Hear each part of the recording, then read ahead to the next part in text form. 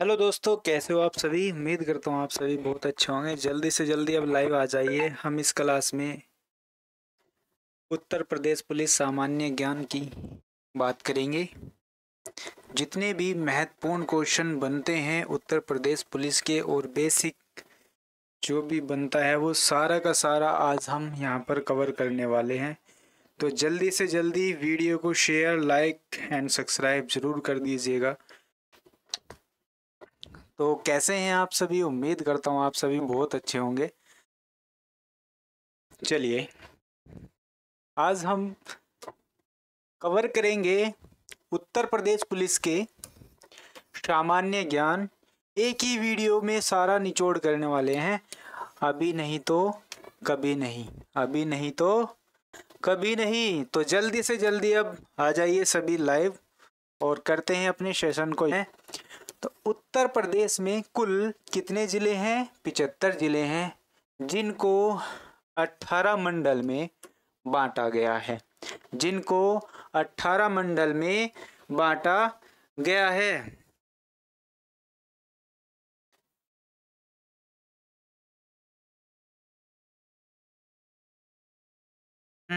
ठीक है।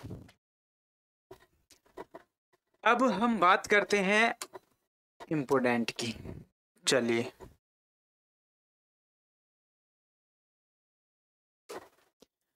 देखो इधर लिखा है मैंने मंडल, यहाँ पर जिले और यहाँ पर शामिल जिले। तो लखनऊ जो मंडल है इसमें 6 जिले हैं। कौन कौन से हैं? लखनऊ, उन्नाव, रायबरेली, सीतापुर और हरदोई। नोट करते रहना, नोट करते रहना। उत्तर प्रदेश से संबंधित जितने भी क्वेश्चन बनेंगे ना वो सब के सब हम इस वीडियो में आज ही कवर करेंगे। ठीक है, 1 मिनट रुकना भाई, वो एक चीज़ रह गया।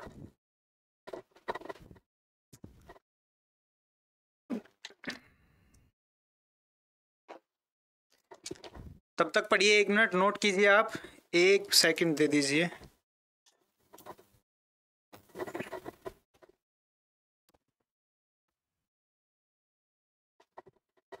चलिए,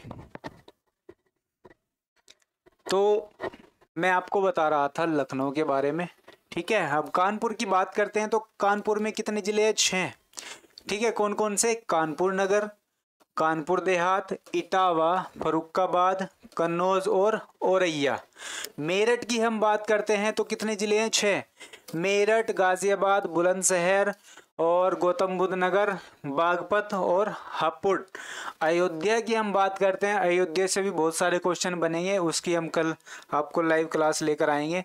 कितने जिले हैं? 5।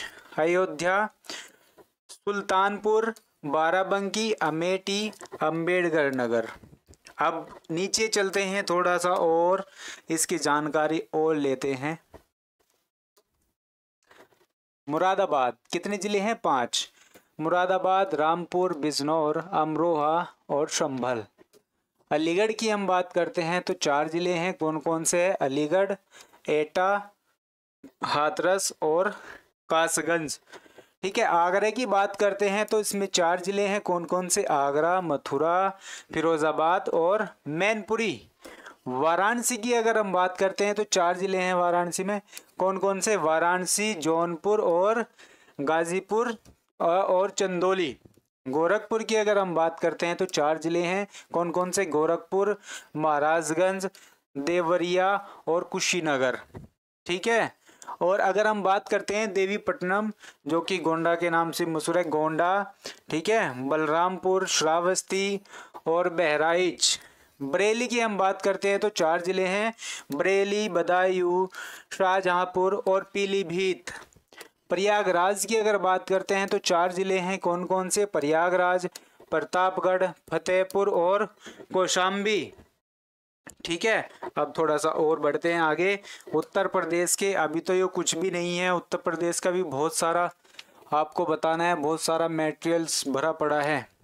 लगभग 2 से 3 घंटे की आज की क्लास रहेगी। 2 से 3 घंटे की पूरा का पूरा उत्तर प्रदेश के जितने भी क्वेश्चन बनेंगे इस वीडियो से बाहर आपको पढ़ने की ज़रूरत भी नहीं है।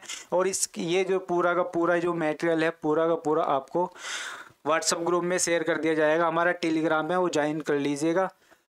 प्रयागराज की मैंने आपको बता दी है। चित्रकूट धाम, चित्रकूट कितने हैं? 4। चित्रकूट, बांदा, हमीरपुर और महोबा। मिर्ज़ापुर कितने जिले हैं? 3। मिर्ज़ापुर, सोनभद्र और भदोई। आजमगढ़ की अगर बात करते हैं तो 3 जिले हैं, कौन कौन से? आजमगढ़, मऊ, बलिया। और बस्ती की अगर बात करें तो 3 जिले हैं, कौन कौन से? बस्ती और सिद्धार्थ नगर, संत कबीर नगर। अब बढ़ते हैं आगे। इस वीडियो में मैं क्वेश्चन भी अगर आपको कराऊंगा तो बहुत ज़्यादा, कम से कम 3 से 4 घंटे की ज़्यादा ही बैठ जाएगी। झांसी की अगर बात करते हैं तो 3 ज़िले हैं, झांसी, ललितपुर और जालौन। और सहारनपुर की बात करते हैं तो सहारनपुर, मुजफ्फरनगर और शामली। अब नोट, अब आएगा निचोड़, धीरे धीरे बढ़ेंगे हम निचोड़ की तरफ, ठीक है। नोट, उत्तर प्रदेश प्रस्तावित 76वां जिला कौन सा है? आंवला, जो कि बरेली में है, ठीक है। रामपुर बदायूं को काटकर बनाया जाएगा, ठीक है। उत्तर प्रदेश में कुल नगर निगम कितने हैं? 17। और भाई साहब ये यूपीएसआई में 2021 में जो एग्जाम हुआ था ना, उसमें पूछा गया है यही क्वेश्चन, ठीक है। तो ध्यान रखिएगा, इसमें बहुत सारे क्वेश्चन आपको मिलेंगे जो कि दिए गए हैं। 17 जिले जो 17 जो नगर निगम है कौन कौन से हैं? लखनऊ, प्रयागराज, गोरखपुर, अलीगढ़, सहारनपुर, मथुरा वृंदावन, आगरा। इधर से चाहे ऐसे कर लो चाहे ऐसे कर लो, ठीक है। आगरा, इधर कानपुर, फिर प्रयागराज, वाराणसी, फिर यहाँ पर मेरठ, गोरखपुर, बरेली, गाजियाबाद, अलीगढ़, मुरादाबाद, झांसी और सहारनपुर, फिरोजाबाद, अयोध्या और मथुरा वृंदावन। और ये 2 अभी बताता हूँ उसको, और शाहपुर। देखो ये जो मैंने लिखा है ना, मथुरा वृंदावन 2017 में जो एग्जाम हुआ था यूपीएसआई का, उसमें आया था ये क्वेश्चन, ठीक है। 2018 में पूछा गया और 2015 में भी ये पूछा गया है। अब चलिए आगे बढ़ते हैं। मुख्यालय से भिन्न नाम वाले जिले, इधर मैंने नोट किया है जिले के नाम और इधर मुख्यालय।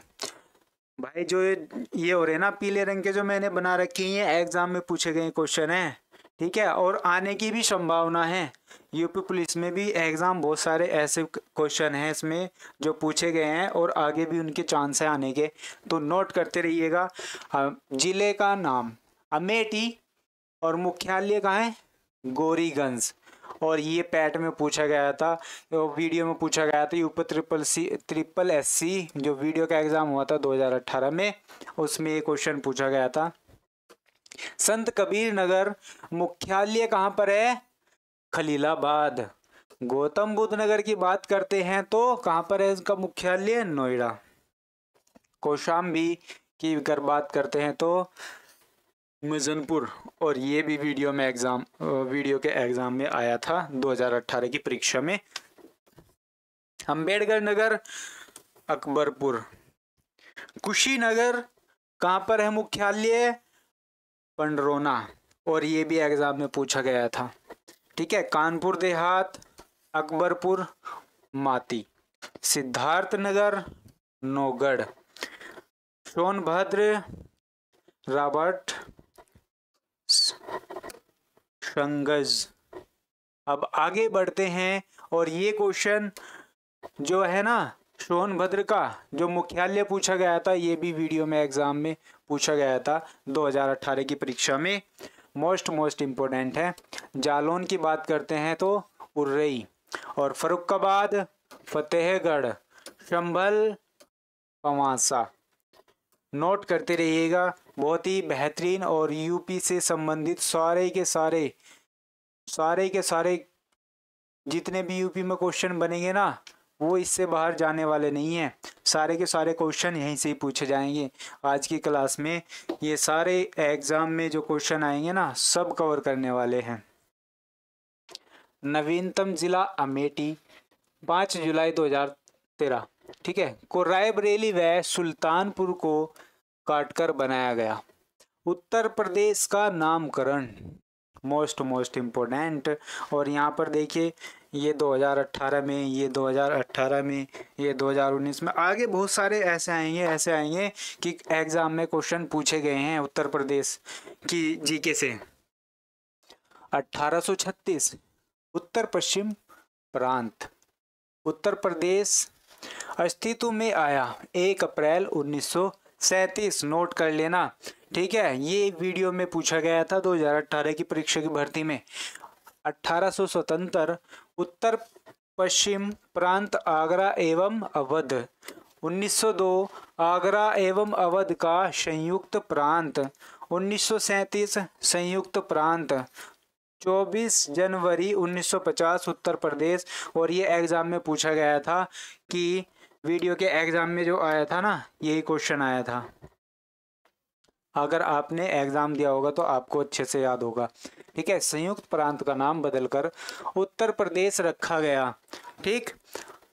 24 जनवरी 1950 को। कब रखा गया था? 24 जनवरी 1950 को। और ये लोअर परीक्षा में पूछा गया था 2019 की। राजधानी की अगर बात करते हैं उत्तर प्रदेश की, ठीक है, पहले क्या थी?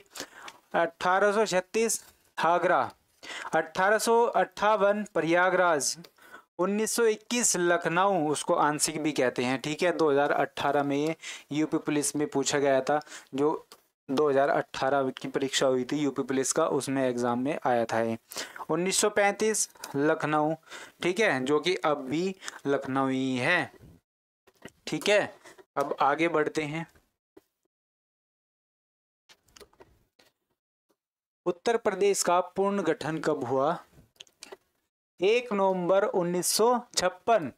राज्य का विभाजन कब हुआ था? उत्तर प्रदेश के 13 पर्वतीय जिलों को काटकर 9 नवंबर 2000 को उत्तराखंड राज्य की स्थापना की गई थी। तो 2000 में ये उत्तराखंड अलग हो गया था और ये एग्ज़ाम में पूछा गया था, आप सभी को पता है। अगर आपने एग्ज़ाम दिया होगा यूपी पुलिस 2018 की जो परीक्षा हुई थी, उसमें ये क्वेश्चन आया हुआ था।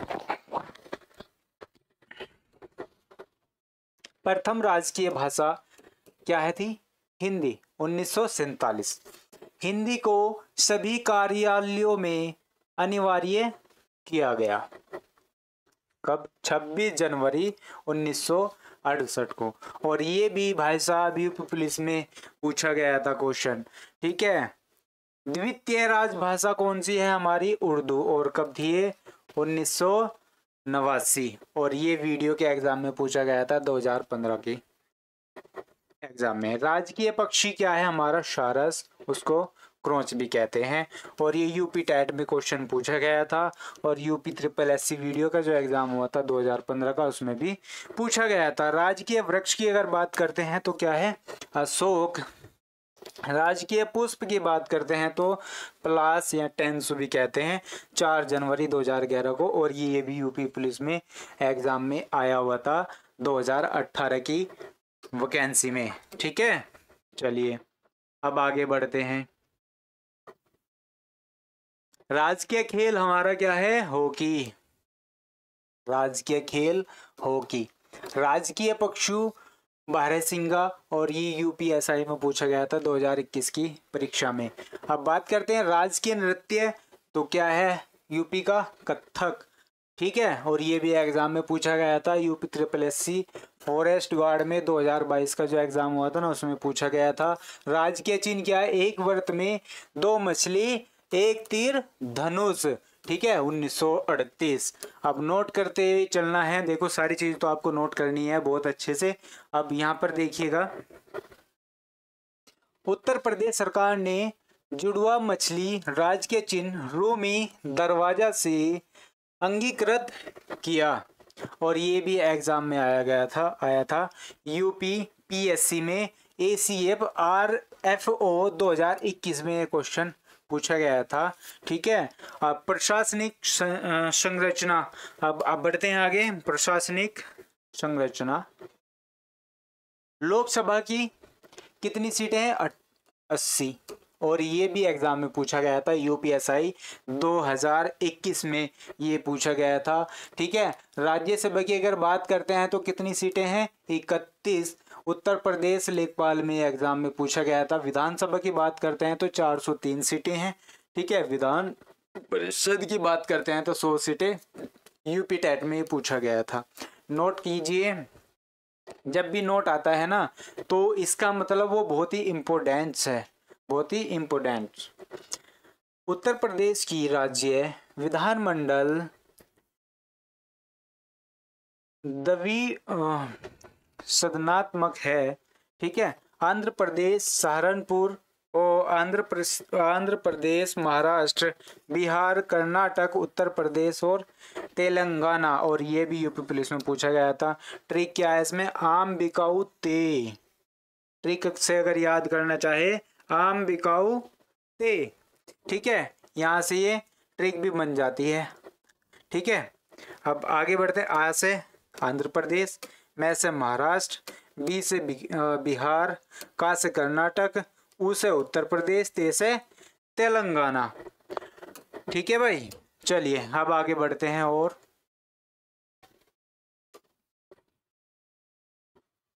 विधानसभा में एससी व एसटी आरक्षित सीटों की संख्या 86, यानी कि 84+2, ठीक है। सर्वाधिक विधानसभा सीटें प्रयागराज, कितनी? 12। न्यूनतम विधानसभा सीटें श्रावस्ती, महोबा, चित्रकूट, ललितपुर और हमीरपुर, कितनी सीटें? 2-2 सीटें। प्रदेश में लोकसभा एससी व एसटी के लिए आरक्षित सीटों की संख्या 70 और 0।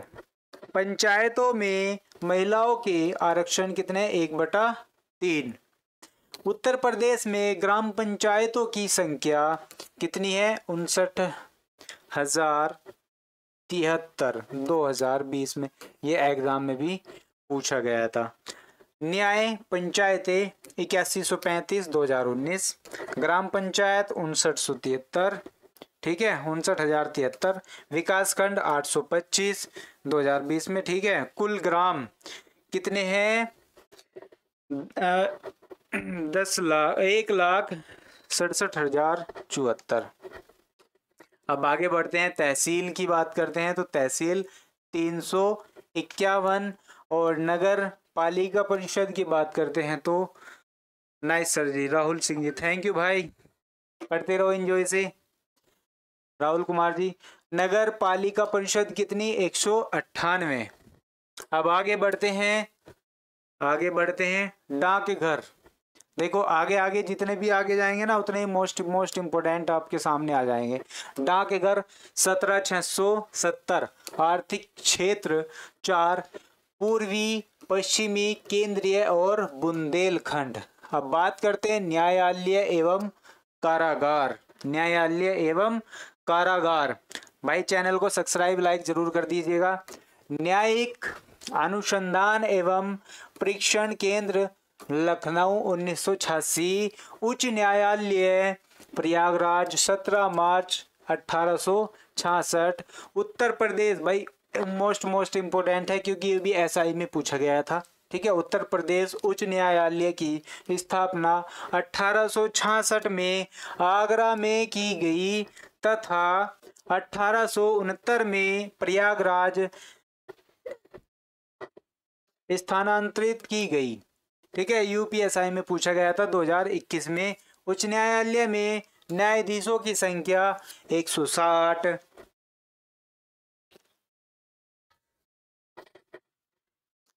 उच्च न्यायालय के वर्तमान मुख्य न्यायाधीश न्यायमूर्ति श्री प्रीतिकर विदाकर जी, ठीक है। अब आगे बढ़ते हैं, बोर्ड थोड़ा छोटा पड़ गया। अब आगे बढ़ते हैं। उच्च न्यायालय के प्रथम मुख्य न्यायाधीश न्यायमूर्ति श्री वाक्टर मोर्गन 1866 से 1871 तक, और ये यूपीएसआई में एग्जाम में पूछा गया था। अब बात करते हैं उच्च न्यायालय के स्वतंत्र भारत के प्रथम मुख्य न्यायाधीश कौन है थे?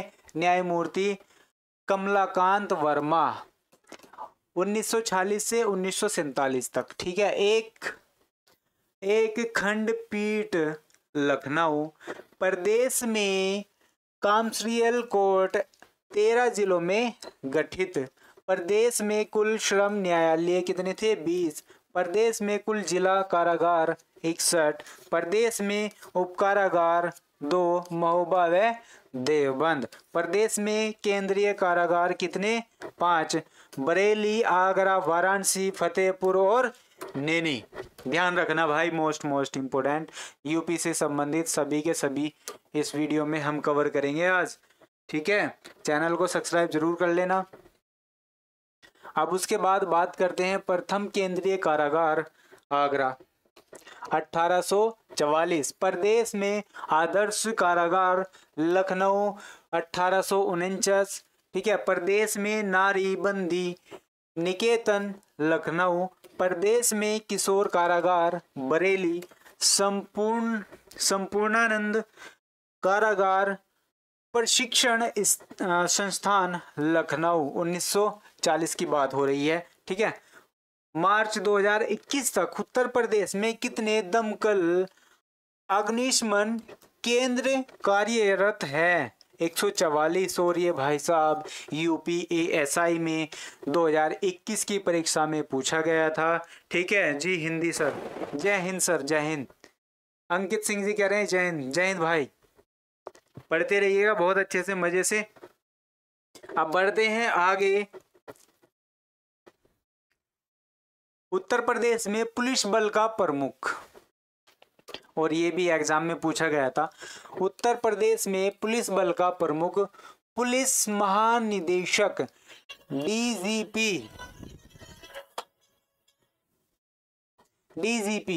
ठीक है, और ये एग्जाम में पूछा गया था UPASI 2021 की परीक्षा में ये क्वेश्चन पूछा गया था। ठीक है, प्रशासनिक सुविधा के लिए उत्तर प्रदेश में नगर पालिका बोर्ड म्युनिसिपल है कितनी? 226। और यो भी भाई साहब UPSI में 2021 की परीक्षा में क्वेश्चन पूछा गया था, तो ध्यान रखना भाई। ठीक है, सभी उत्तर प्रदेश में एम्स अस्पताल गोरखपुर और रायबरेली। कहाँ पे है? गोरखपुर और रायबरेली। अब नियुक्तियां देखते हैं, नियुक्तियां। चलिए नियुक्तियां देखते हैं। प्रथम मुख्यमंत्री, जल्दी बताओ, गोविंद बल्लभ पंत।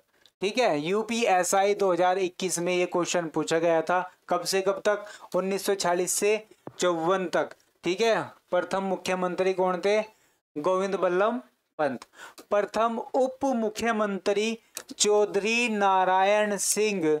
ध्यान रखना भाई, इम्पोर्टेंट है, जब ये एग्जाम में पूछा गया है UPSI में, तो भाई जो प्रथम है ना, गुड सर, सोनू बहुत थैंक यू भाई। जो प्रथम है ना, प्रथम अगर कुछ भी आ जाए तो वो मोस्ट इम्पोर्टेंट बन जाता है। ठीक है, तो प्रथम कोई भी उसे नोट कर लेना और एग्जाम में वो धरा मिलेगा वहीं पे ही। राज्य एवं देश की प्रथम महिला मुख्यमंत्री सुचेता कृपलानी। ठीक है, और ये भी UPSI 2021 में पूछा गया था, और ध्यान रखना एग्जाम में पूछा जा सकता है। महिला मुख्यमंत्री की बात करते हैं तो कौन कौन थी? 2 थी, सुचेता कृपलानी एवं मायावती जी। ठीक है, सबसे कम उम्र के मुख्यमंत्री कौन थे? अखिलेश यादव। कौन थे? अखिलेश यादव। सर्वाधिक बार मुख्यमंत्री कौन बनी? सुश्री मायावती। कितनी बार? 4 बार। ठीक है, और अगर बात करते हैं उत्तर प्रदेश के मुख्यमंत्री व देश के प्रधानमंत्री, दोनों पदों पर आसीन कौन?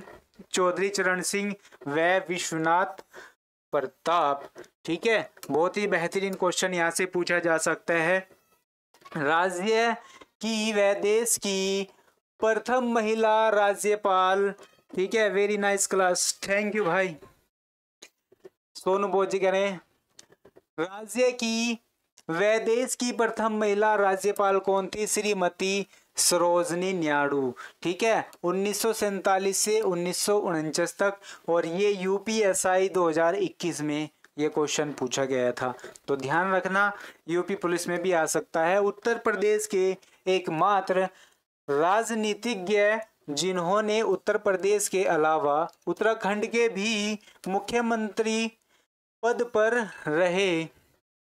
कौन थे वे? नारायण दत्त तिवारी। और ये भी यूपीएसआई में क्वेश्चन पूछा गया था, तो ध्यान रखना, तो आपसे भी ये क्वेश्चन पूछा जा सकता है। स्वतंत्रता के बाद प्रथम विधानसभा अध्यक्ष राजश्री पुरुषोत्तम दास टंडन। और ये यूपी ट्रिपल एससी वीडियो 2015 में पूछा गया था, और यहाँ पर भी एक क्वेश्चन बनता है कि शायद ये क्वेश्चन पूछा जा सके, तो नोट करते रहना सभी के सभी। और यूपी की स्पेशल जो जीके चल रही है और एग्ज़ाम यहाँ से बन सकता है, ठीक है, इसीलिए तो हम पढ़ा रहे हैं। उत्तर प्रदेश विधान परिषद के प्रथम सभापति कौन थे? श्री चंद्रभाल। प्रथम लोकायुक्त विशंबर कौन थे? विशंबर दयाल। और ये भी 2021 में यूपीएसआई के एग्जाम में पूछा गया था।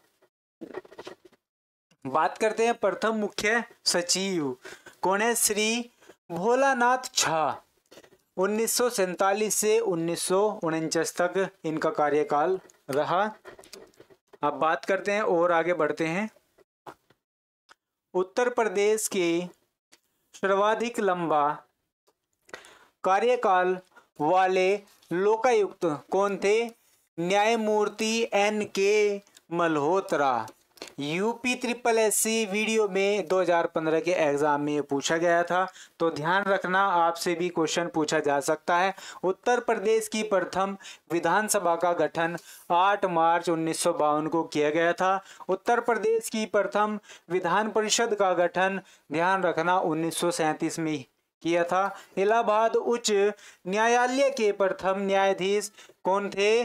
न्यायमूर्ति वाल्टर मोर्गन। इनका कार्यकाल की बात करते हैं तो 1866 से 1871 तक। राज्य के प्रथम मुख्य निर्वाचन अधिकारी कौन थे? JK टंडन। कार्यकाल 1950 से 1957 तक। उत्तर प्रदेश का प्रथम विश्वविद्यालय कौन सा? इलाहाबाद विश्वविद्यालय 1887 में बना था, ठीक है। और ये भी यूपी पुलिस 2018 में एग्ज़ाम में पूछा गया था, तो आप सभी ध्यान रखना, एग्ज़ाम में क्वेश्चन जरूर फंसेंगे उत्तर प्रदेश सामान्य ज्ञान से, ठीक है। और जब यूपी का एग्ज़ाम हो रहा है तो बिल्कुल 100% यूपी पुलिस में पूछा जाएगा उत्तर प्रदेश से संबंधित बहुत सारे क्वेश्चन, ठीक है। हम कहाँ तक आ गए थे? राज्य का प्रथम मुक्त विश्वविद्यालय कौन सा था? राजश्री टंडन मुक्त विश्वविद्यालय। कहाँ पर है ये? प्रयागराज। और यूपीपीसीएस में ये पूछा गया था क्वेश्चन, ठीक है। भारत का प्रथम कृषि विश्वविद्यालय गोविंद बल्लभ पंत विश्वविद्यालय कहाँ है? पंतनगर में। और ये कहाँ है? उत्तराखंड। यूपीपीसीएस में ये भी क्वेश्चन पूछा गया था। तो उत्तर प्रदेश में प्रथम बार राष्ट्रपति शासन, ठीक है, कब लागू हुआ था? 25 फरवरी 1968 से 25 जनवरी 1969 तक। प्रमुख संगठन की बात करते हैं, प्रमुख संगठन की बात करते हैं। प्लीज लाइक शेयर जरूर कर दीजिएगा। प्रथम संगठन उत्तर प्रदेश राज्य पिछड़ा वर्ग आयोग का गठन 9 मार्च 1993। 9 मार्च 1993। ध्यान रखना, उत्तर प्रदेश अल्पसंख्यक आयोग का गठन 1994। राज्य मानवाधिकारी आयोग का गठन 7 अक्टूबर 2002, ठीक है, डेट भी आपको याद रखनी है। नेक्स्ट क्वेश्चन है, राज्य सूचना आयोग का गठन 14 सितंबर 2005 और राज्य महिला आयोग का गठन 2004 में, ठीक है। राज्य सुरक्षा आयोग का गठन 12 जुलाई 2013। अध्यक्ष कौन थे वहाँ? मुख्यमंत्री, ठीक है। राज्य बाल अधिकार संरक्षण आयोग 2013। प्रवासी भारतीयों हेतु NRI, मोस्ट इम्पोर्टेंट है भाई, NRI विभाग का गठन 18 जुलाई 2014। ये क्वेश्चन तो बहुत ही इम्पोर्टेंट है, क्वेश्चन आ सकता है, संभावना है, ठीक है। उत्तर प्रदेश में आतंकवाद विरोध दस्ते एंटी टेरर ठीक है। एक्टवर्ड ATS का गठन 2007 और ये UPASI 2021 में पूछा गया था। अब आगे बढ़ते हैं। उत्तर प्रदेश में आतंकवाद विरोध दस्ते एंटी टेरर, ठीक है, एक वार्ड मुख्यालय कहाँ पर है? लखनऊ। अब आगे बढ़ते हैं। हाँ, नेक्स्ट की बात करते हैं। उत्तर प्रदेश में एम्बुलेंस के लिए आपातकाल फोन नंबर 108, ठीक है। अब आगे बढ़ते हैं और ये एग्जाम में पूछा गया था UPASI 2021 में, एम्बुलेंस आपातकाल वाला। 12 मार्च 2021 के समय उत्तर प्रदेश में महिला पावर हेल्पलाइन 1090 की प्रमुख कौन है थी? नीरा रावत, और ये भी एग्जाम में आया हुआ था, ठीक है। नेक्स्ट बात करते हैं राज्य आपदा प्रबंधन, ठीक है, का प्राधिकरण का पदेन अध्यक्ष मुख्यमंत्री, ठीक है। UPSI में ये क्वेश्चन पूछा गया था, तो ध्यान रखना। जय हिंद सर, जय हिंद। अरविंद गुज्जर जी, जय हिंद भाई, जय हिंद। लगे रहो मेहनत से, इस बार मेहनत आपकी सफल लेकर आएगी। उत्तर प्रदेश भूमि राजस्व अधिनियम पारित 1901 और ये भी UPSI 2021 में पूछा गया था। उत्तर प्रदेश ग्राम आबादी अधिनियम 1947 UPASI 2021 में क्वेश्चन पूछा गया। तो ध्यान रखना, इतने सारे क्वेश्चन अभी तक मैंने काउंटिंग करवा दिए हैं कि इतने सारे क्वेश्चन UPSI, ठीक है, वीडियो सब में पूछे गए हैं, तो यूपी पुलिस में भी पूछा जाएगा। नोट करते हैं। भारत की मानक, ये तो फिर वही क्वेश्चन आ जाएंगे, क्वेश्चन अभी थोड़ा रुक के करेंगे, ठीक है। भारत की मानक समय रेखा 82.5 डिग्री पूर्वी देशांतर 5 राज्यों से होकर गुजरती है, ध्यान रखना। और ये भी पैट के एग्जाम में आ गया है, UPSSC पैट 2022 में क्वेश्चन पूछा गया था, ठीक है। और क्वेश्चन की प्रैक्टिस हम अभी थोड़ी देर बाद करेंगे, पहले हम बेसिक जान लेते हैं सारी। ये देखिए सभी क्वेश्चन है और क्वेश्चन आपको अभी थोड़ी देर बाद कराया जाएगा।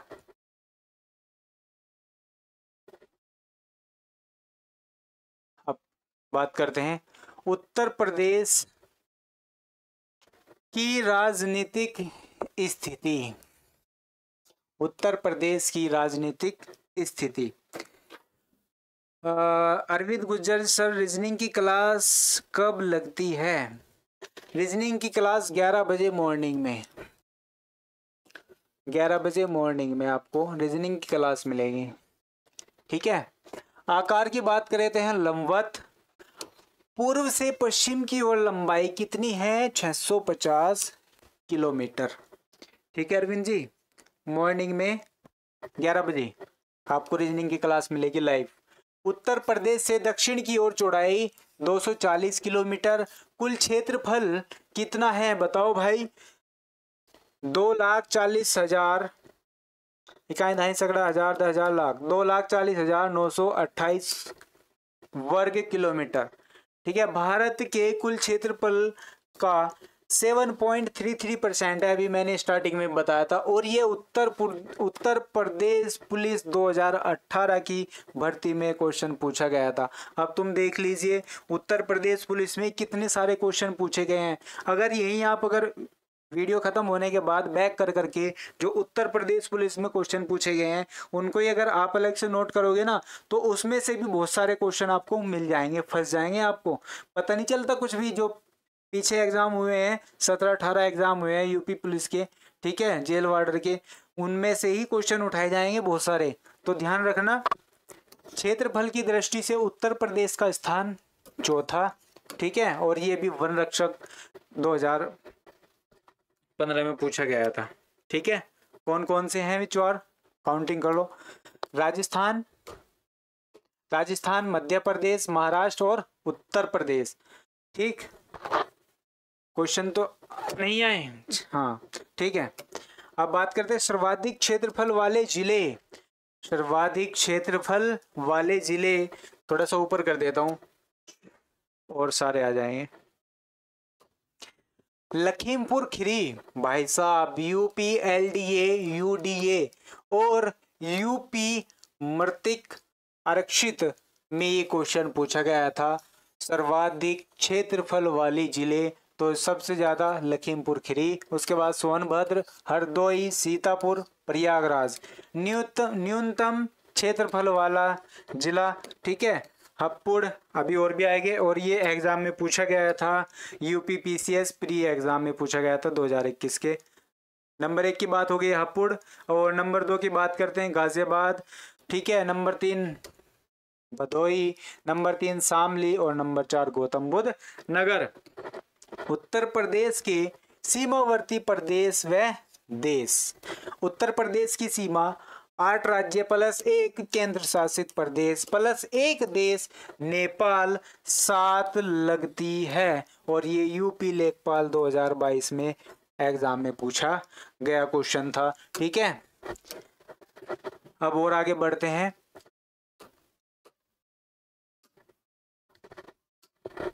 एक मिनट।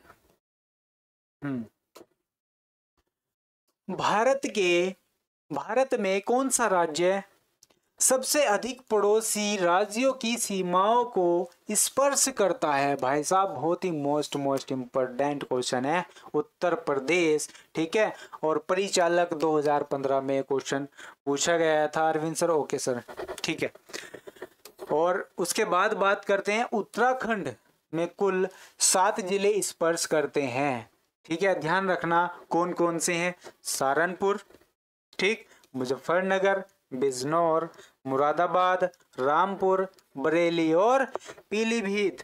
हरियाणा से कुल 6 जिले स्पर्श करते हैं, कौन कौन से हैं? सहारनपुर, शामली, बागपत, ठीक है, और गौतम बुद्ध नगर, अलीगढ़ और मथुरा।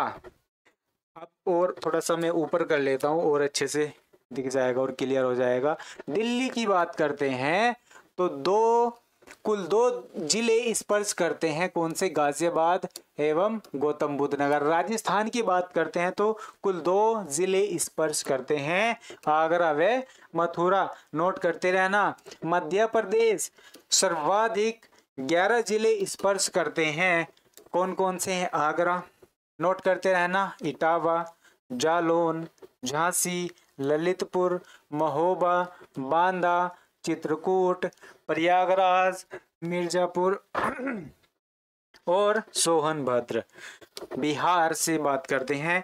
बिहार कुल 7 जिले स्पर्श करते हैं, ठीक है। कौन कौन से? सोनभद्र, चंदौली, गाजीपुर, बलिया, देवरिया, कुशीनगर और महाराजगंज, ठीक है। छत्तीसगढ़ की बात करते हैं तो केवल 1 जिला, कौन सा? वो सोनभद्र। कौन सा है?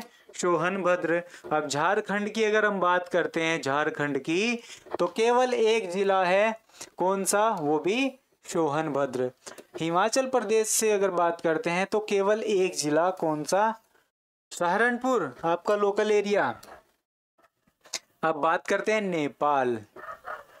नेपाल अंतर्राष्ट्रीय सीमा कुल 7 जिले, कौन कौन से? पीलीभीत, लखीमपुर, ठीक है, बहराइच, श्रावस्ती, बलरामपुर और सिद्धार्थनगर, महाराजगंज। और ये यूपी पुलिस 2018 की परीक्षा में पूछा गया क्वेश्चन है। तो भैया ध्यान रखना, आपसे भी ये क्वेश्चन पूछा जा सकता है, तो आप नोट करते रहिएगा और इसका रिवीजन भी करता रहिएगा लगातार। उत्तर प्रदेश के साथ नेपाल की सीमा लगभग 779 किलोमीटर। उत्तर प्रदेश राज्य के साथ एक अंतर्राष्ट्रीय सीमा साझा करता है, वो कौन सा है भाई? नेपाल। और लोअर एग्जाम 2019 में क्वेश्चन पूछा गया था। अब दिल्ली एनसीआर की बात कर लेते हैं। दिल्ली एनसीआर में शामिल उत्तर प्रदेश के जिले कौन कौन से हैं? सभी को पता है, गाजियाबाद, मेरठ, बागपत, हापुड़, गौतम बुद्ध नगर, मुजफ्फरनगर, बुलंदशहर और शामली। और ये यूपी पुलिस 2018 की परीक्षा में पूछा गया था। ठीक है, और बात करते हैं Lucknow SCR state capital region में शामिल होंगे 8 जिले। कौन कौन से हैं?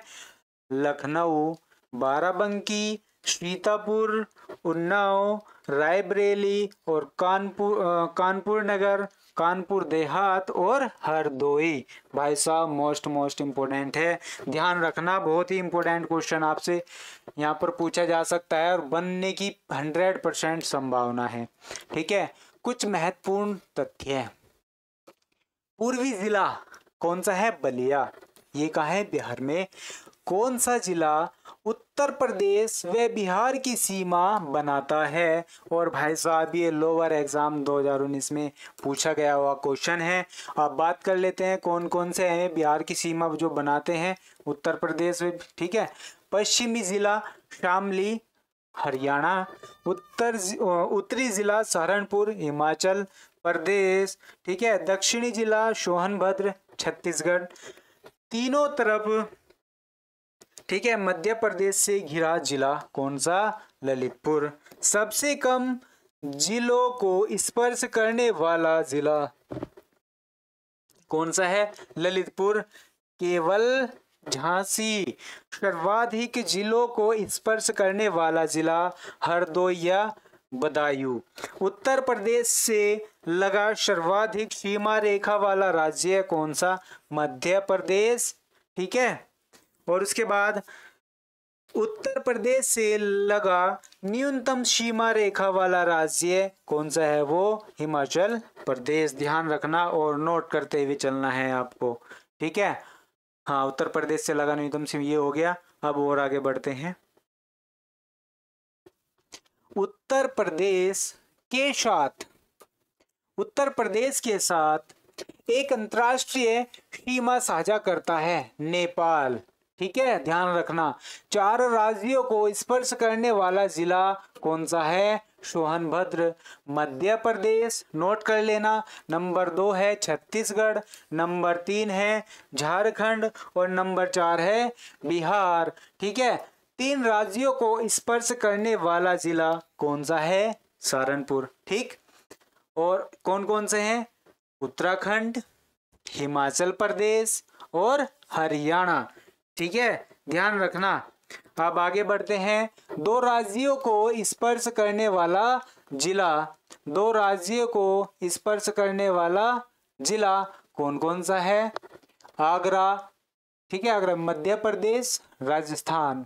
2 राज्यों को स्पर्श करने वाला जिला ठीक है कौन कौन से हैं? मध्य प्रदेश और राजस्थान। मथुरा की बात करते हैं, ठीक है, राजस्थान और हरियाणा। गौतम बुद्ध की बात करते हैं तो हरियाणा, दिल्ली के और दिल्ली केंद्र शासित प्रदेश भी है, आपको पता है। ठीक है, पीलीभीत उत्तर प्रदेश का एकमात्र जिला है जो कि उत्तराखंड व नेपाल के साथ सीमा साझा करता है। भाई साहब बहुत ही इम्पोर्टेंट है, क्वेश्चन यहाँ पर बन सकता है और पूछा जा सकता है। और आपको ध्यान देना है इस बात का कि क्वेश्चन महत्वपूर्ण कहाँ पर बन सकता है और हमें वो उसे नोट करना है, नहीं करना है। वैसे तो सभी आपको नोट कर लेने हैं, बहुत ही इम्पोर्टेंट यहाँ पर चल रहा है। महाराजगंज उत्तर प्रदेश का एकमात्र जिला है जो नेपाल व बिहार दोनों के साथ सीमा साझा करता है। ठीक, राजधानी लखनऊ, बाराबंकी, रायबरेली, ठीक है, उन्नाव, हरदोई और सीतापुर। ठीक है, अब बात कर लेते हैं आगे। इसके बहुत सारे क्वेश्चन यहाँ पर बनेंगे। देखिए, निम्न में से किस जिले को सीमा नेपाल से लगती है? ये सारे आपको क्वेश्चन अभी करने हैं। लास्ट में, वीडियो के लास्ट में आपको प्रैक्टिस कराई जाएगी सभी प्रश्नों की। ठीक है, मैं बीच में घुसाना नहीं चाहता क्योंकि अभी बेसिक चल रहा है। अब बात कर लेते हैं उत्तर प्रदेश की भौगोलिक स्थिति। उत्तर प्रदेश की भौगोलिक स्थिति। उत्तर प्रदेश भारत के प्राचीनतम गोंडवाना लैंड का एक भूभाग है। उत्तर प्रदेश का दक्षिणी पठार भाग वास्तव में प्रायद्वीपीय भारत का उत्तर की ओर निकला हुआ भाग है, जिसका निर्माण विंध्य क्रम की सेलों द्वारा प्री कैम्ब्रियन आर्कियन युग में हुआ था। ठीक है, उत्तर प्रदेश के उत्तर में शिवालिक श्रेणी, दक्षिण पश्चिम में यमुना नदी, ठीक है, दक्षिण में विंध्य पर्वत तथा पूर्व में गंडक नदी इसकी प्राकृतिक सीमा को निर्धारित करते हैं। उत्तर प्रदेश का ग्लोबल में स्थिति। ठीक है, अब बढ़ते हैं आगे। उत्तर प्रदेश का ग्लोब में स्थिति, ग्लोबल गलत निकल गया मुंह से, ग्लोब में स्थिति। अक्षांशीय विस्तार 23 डिग्री 52 उत्तरीय अक्षांश से 30 डिग्री 24 उत्तरीय अक्षांश तक। देशांतरीय विस्तार की बात करते हैं 77 डिग्री 05 पूर्वी देशांतर में 84 डिग्री 38 पूर्वी देशांतर के मध्य। उत्तर प्रदेश का भौतिक विभाजन, उत्तर प्रदेश को 3 भागों में विभाजित किया गया है। कौन कौन से भागों में विभाजित किया गया है देखिए, नोट करते रहना है साथ के साथ। रवि अवतार 1976। सर क्लास कब लगती है इसका? भाई क्लास हमने स्टार्ट किया था 7:20 पर। चैनल को सब्सक्राइब कर लेना, आपके पास तक नोटिफिकेशन पहुंच जाएगा। ठीक है, नोटिफिकेशन भी ऑन कर लेना जब भी हम क्लास लेते हैं। वैसे तो टाइम 7 बजे का था, पर थोड़ा नेट का इशू हो गया था, इस वजह से हम 20 मिनट लेट लिए हैं क्लास को। ठीक है, तो चलिए बढ़ते हैं आगे। ध्यान रखिए 3 भागों में बटा था, कौन कौन से? बांबर और तराई क्षेत्र, मध्य प्रदेश का मैदानी क्षेत्र, गंगा यमुना का दोआब, दक्षिण का पहाड़ी या पठारी क्षेत्र। 3 भागों में बटा था। ठीक है, ध्यान रखना। बात करते हैं सबसे पहले भांबर और तराई क्षेत्र। भांबर और तराई क्षेत्र, भांबर क्षेत्र नोट कर लेना भाई साहब, बहुत ही इंपॉर्टेंट यहाँ पर बन सकता है क्वेश्चन। ठीक है, नोट करते रहना। उत्तर प्रदेश के सबसे उत्तरी क्षेत्र को भांबर क्षेत्र कहा जाता है। ठीक है, नोट करते रहना। यह क्षेत्र तराई के उत्तरी छोर पर एक पतली पट्टी के रूप में विस्तृत है। इसका विस्तार सहारनपुर से कुशीनगर तक है। इंपॉर्टेंट बनता है यहाँ पर। ठीक है, सहारनपुर के पास इसकी चौड़ाई लगभग 34 किलोमीटर तथा पूर्व की ओर बढ़ते हुए इसकी चौड़ाई कम होती जाती है। यहाँ की भूमि उबड़ खाबड़ होती है। यह पर्वतों के नीचे की जमीन है। इसी भाग से नदियां प्रदेश में प्रवेश करती है, जिसके कारण नदियां पर्वतों से अपने साथ बड़े बड़े पत्थर बहाकर लाती है। ठीक है, पत्थरों के कारण यहाँ नदियां भूमिगत होती है। पत्थरों के कारण यहाँ खेती संभव नहीं है। नोट कर लेना। अब आगे बढ़ते हैं, तराई क्षेत्र की बात करते हैं हम। तराई क्षेत्र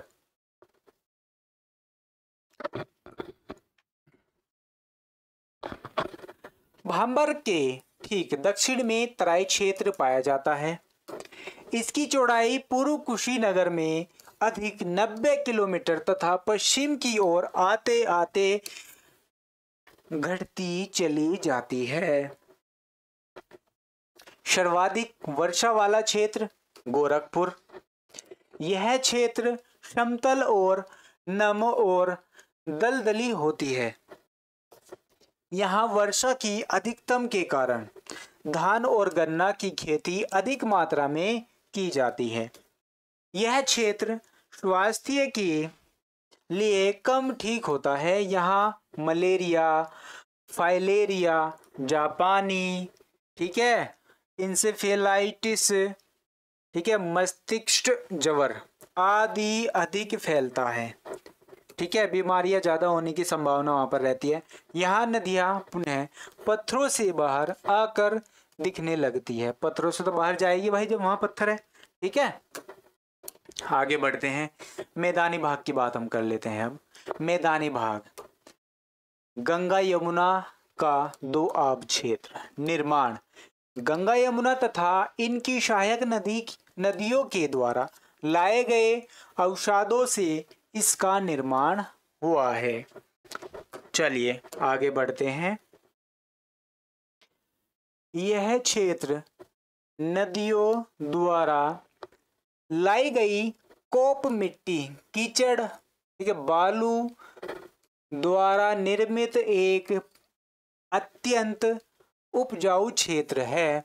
नदियां गंगा, यमुना, घाघरा, गोमती, शारदा, राप्ती, रामगंगा, गंडक आदि। यहाँ जालोड़ मिट्टी, ठीक है, खद्दर व बंगर मिट्टी पाई जाती है। कौन कौन सी मिट्टी? खद्दर व बंगर।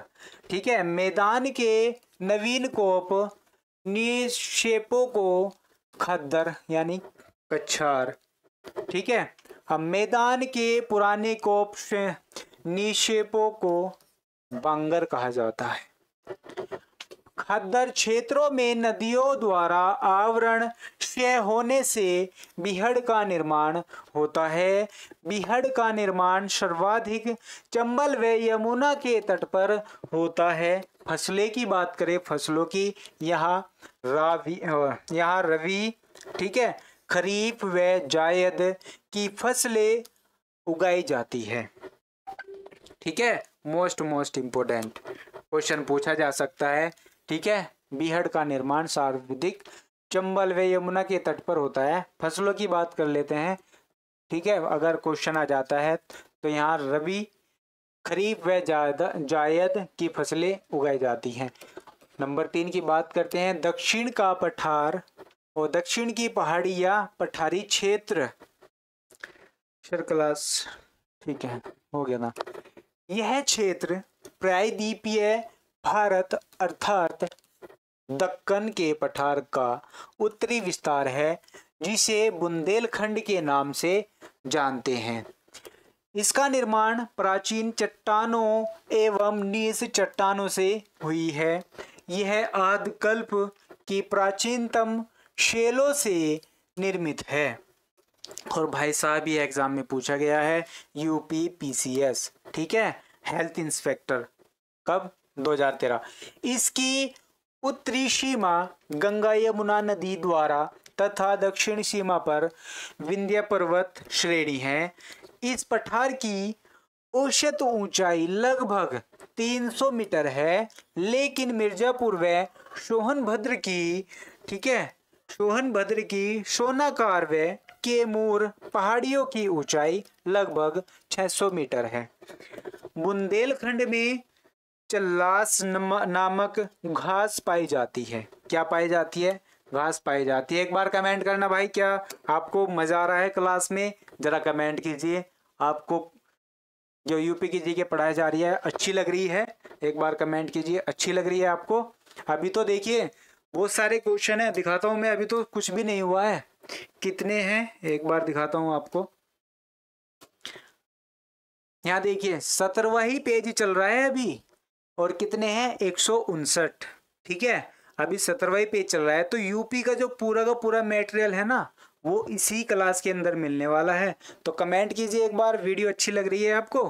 ठीक है, सारे के सारे महत्वपूर्ण क्वेश्चन आपके सामने रखे जा रहे हैं, तो एक बार कमेंट कीजिए। कहाँ पर आ गए थे हम? हाँ, यहाँ पर आगे बुंदेलखंड उत्तर प्रदेश व मध्य प्रदेश सीमा के अंतर्गत आता है। ठीक है, लोअर एग्जाम 2019 में पूछा गया क्वेश्चन है यहाँ पर। यह बुंदेलखंड के 7 प्रमुख जिले कौन कौन से? ललितपुर, झांसी, जालौन, हमीरपुर और महोबा, बांदा, चित्रकूट व प्रयागराज का दक्षिणी क्षेत्र है। ये एग्जाम में पूछा गया था यूपी पुलिस 2018 के। ठीक है भाई। बुंदेलखंड 3 जिले कौन कौन से? मिर्जापुर, चंदौली, सोनभद्र। यहाँ मुख्यतः लाल मिट्टी पाई जाती है। कैसी मिट्टी? लाल मिट्टी।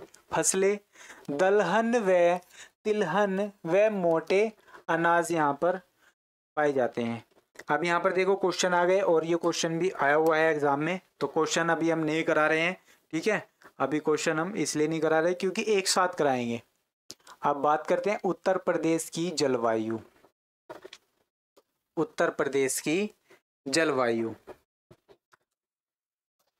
जलवायु की बात करते हैं। किसी स्थान अथवा देश में लंबे समय के तापमान, वर्षा, वायुमंडलीय दाब तथा पवनों की दिशा एवं वेग का समग्र अध्ययन जलवायु विज्ञान के अंतर्गत किया जाता है तथा इन समस्त दशाओं को जलवायु कहते हैं। मौसम की बात करते हैं। वायुमंडल की दिन प्रतिदिन की दशाओं को मौसम कहते हैं। ठीक है, मौसम जल्दी जल्दी बदलता है, जैसे कि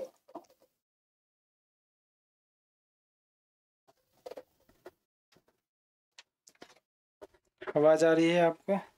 एक बार चेक कर लेता हूँ।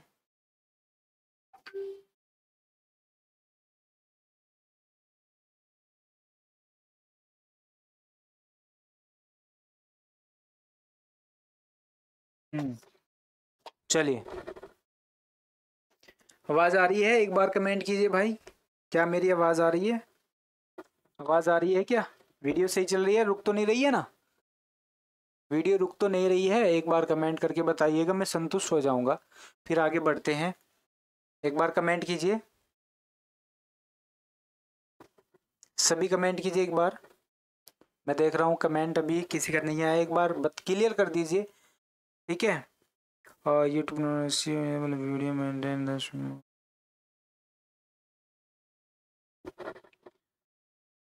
चलिए बता दीजिएगा कमेंट में अगर वीडियो रुक रही है तो। ठीक है ना? चलिए, कहाँ गए थे हम? यहाँ पर मौसम जल्दी जल्दी बदलता है, जैसे कि एक दिन में या एक एक सप्ताह में। ठीक है, चलिए आगे बढ़ते हैं। परंतु जलवायु में बदलाव 30 अथवा इससे भी अधिक वर्षों में आता है। कितने वर्षों में? 30 अथवा इससे भी अधिक वर्षों में आता है। उत्तर प्रदेश की जलवायु उष्णकटिबंधीय मानसून। मानसून शब्द की उत्पत्ति अरबी भाषा के मौसम शब्द से हुई है। अरबी भाषा और मौसम शब्द से हुई है, जिसका अर्थ पवनों की दिशा का मौसम के अनुसार उलट जाना। उत्तर प्रदेश में वर्षा मानसूनी पवनों से होती है। वर्षा के आधार पर जलवायु वर्गीकरण प्रो स्टाम्प व डॉक्टर सैयद अहमद ने इसे 2 भागों में बांटा है। कौन कौन से? बढ़िएंगे आगे। आर्द्र एवं उष्ण क्षेत्र, और दूसरा है, ठीक है आगे बढ़ेंगे, दूसरा है पूर्वी उत्तर प्रदेश, अधिक वर्षा। इसे 2 उपभागों में बांटा गया है। ठीक है, तराई क्षेत्र, यहाँ वर्षा 120 से 150 सेंटीमीटर तक होती है। ठीक है, यानी कि एरिया ग्राफ। इस क्षेत्र में जनवरी में औसत तापमान 18 डिग्री सेल्सियस तथा जुलाई में 30 डिग्री सेल्सियस रहता है। तराई क्षेत्र में लगभग 15 जिले में। ठीक है, अब दूसरा था पूर्वी उत्तर प्रदेश, यहाँ वर्षा 100 से 120 सेंटीमीटर तक होती है। दक्षिण पश्चिम मानसून पूर्व से प्रवेश करते समय वर्षा करते हैं। ठीक है, कहाँ से? पूर्व से प्रवेश करते हैं मानसून। कहाँ से? दक्षिण पश्चिम। ठीक है, मानसून पूर्व से प्रवेश करते हैं, वर्षा करते हैं। ठीक है, उत्तर प्रदेश का सर्वाधिक बाढ़ प्रभावित क्षेत्र पूर्वी क्षेत्र, और ये भाई साहब यूपी पीसीएस में पूछा गया क्वेश्चन है। आगे बढ़ते हैं। साधारण, आर्द्र एवं उष्ण क्षेत्र, कम वर्षा होती है यहाँ पर। इसे 3 उपभागों में बांटा गया है, ठीक है। मध्यवर्ती मैदान क्षेत्र, औसत वर्षा 80 से 100 सेंटीमीटर। यहाँ ग्रीष्म ऋतु में उच्च तापमान व शीत ऋतु में 15 डिग्री सेल्सियस से 16 डिग्री सेल्सियस तापमान रहता है। इस क्षेत्र में वर्षों की मात्रा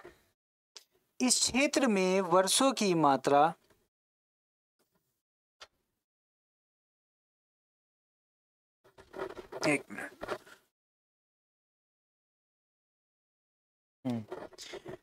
इस क्षेत्र में वर्षों की मात्रा पूर्व से पश्चिम की ओर घटती है।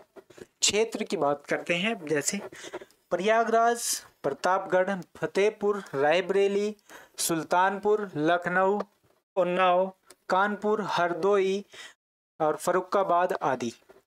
पश्चिमी मैदान क्षेत्र, औसत वर्षा 65 से 80 सेंटीमीटर, ठीक है, 65 से 80 सेंटीमीटर।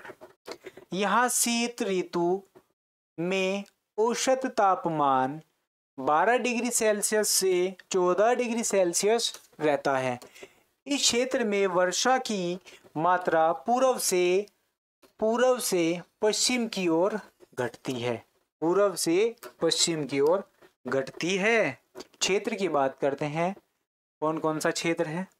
आगरा, नंबर 1 है आगरा, मैनपुरी, मथुरा, एटा, अलीगढ़, बदायूं, बुलंदशहर, गाजियाबाद, मेरठ आदि।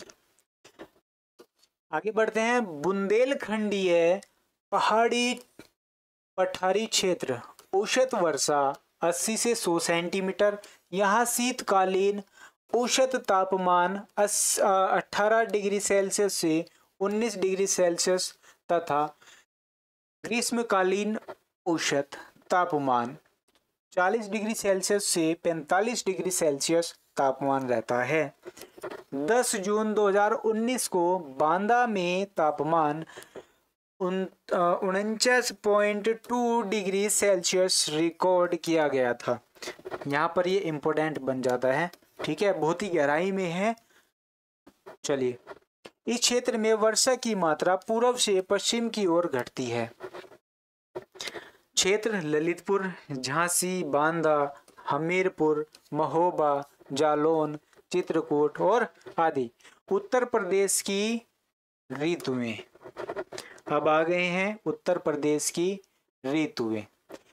ग्रीष्म ऋतु, सूर्य के कर्क रेखा की ओर बढ़ने के साथ ही प्रदेश में गर्मी शुरू हो जाती है। ग्रीष्म ऋतु मध्य मार्च महीने से जून तक होती है, ठीक है। क्या होती है? तापमान अधिक होता है, जून में बहुत ज़्यादा तापमान हो जाता है। इस ऋतु में उच्च तापमान वाली पश्चिमी हवाएं चलती हैं। इन गर्म हवाओं को स्थानीय भाषा में लू कहा जाता है, वो आप सभी जानते भी हैं। औसत अधिकतम तापमान 36 डिग्री सेल्सियस से 39 डिग्री सेल्सियस तक। औसत न्यूनतम तापमान 21 डिग्री सेल्सियस से 23 डिग्री सेल्सियस तक। औसत तापांतर 14 डिग्री सेल्सियस। आगे बढ़ते हैं।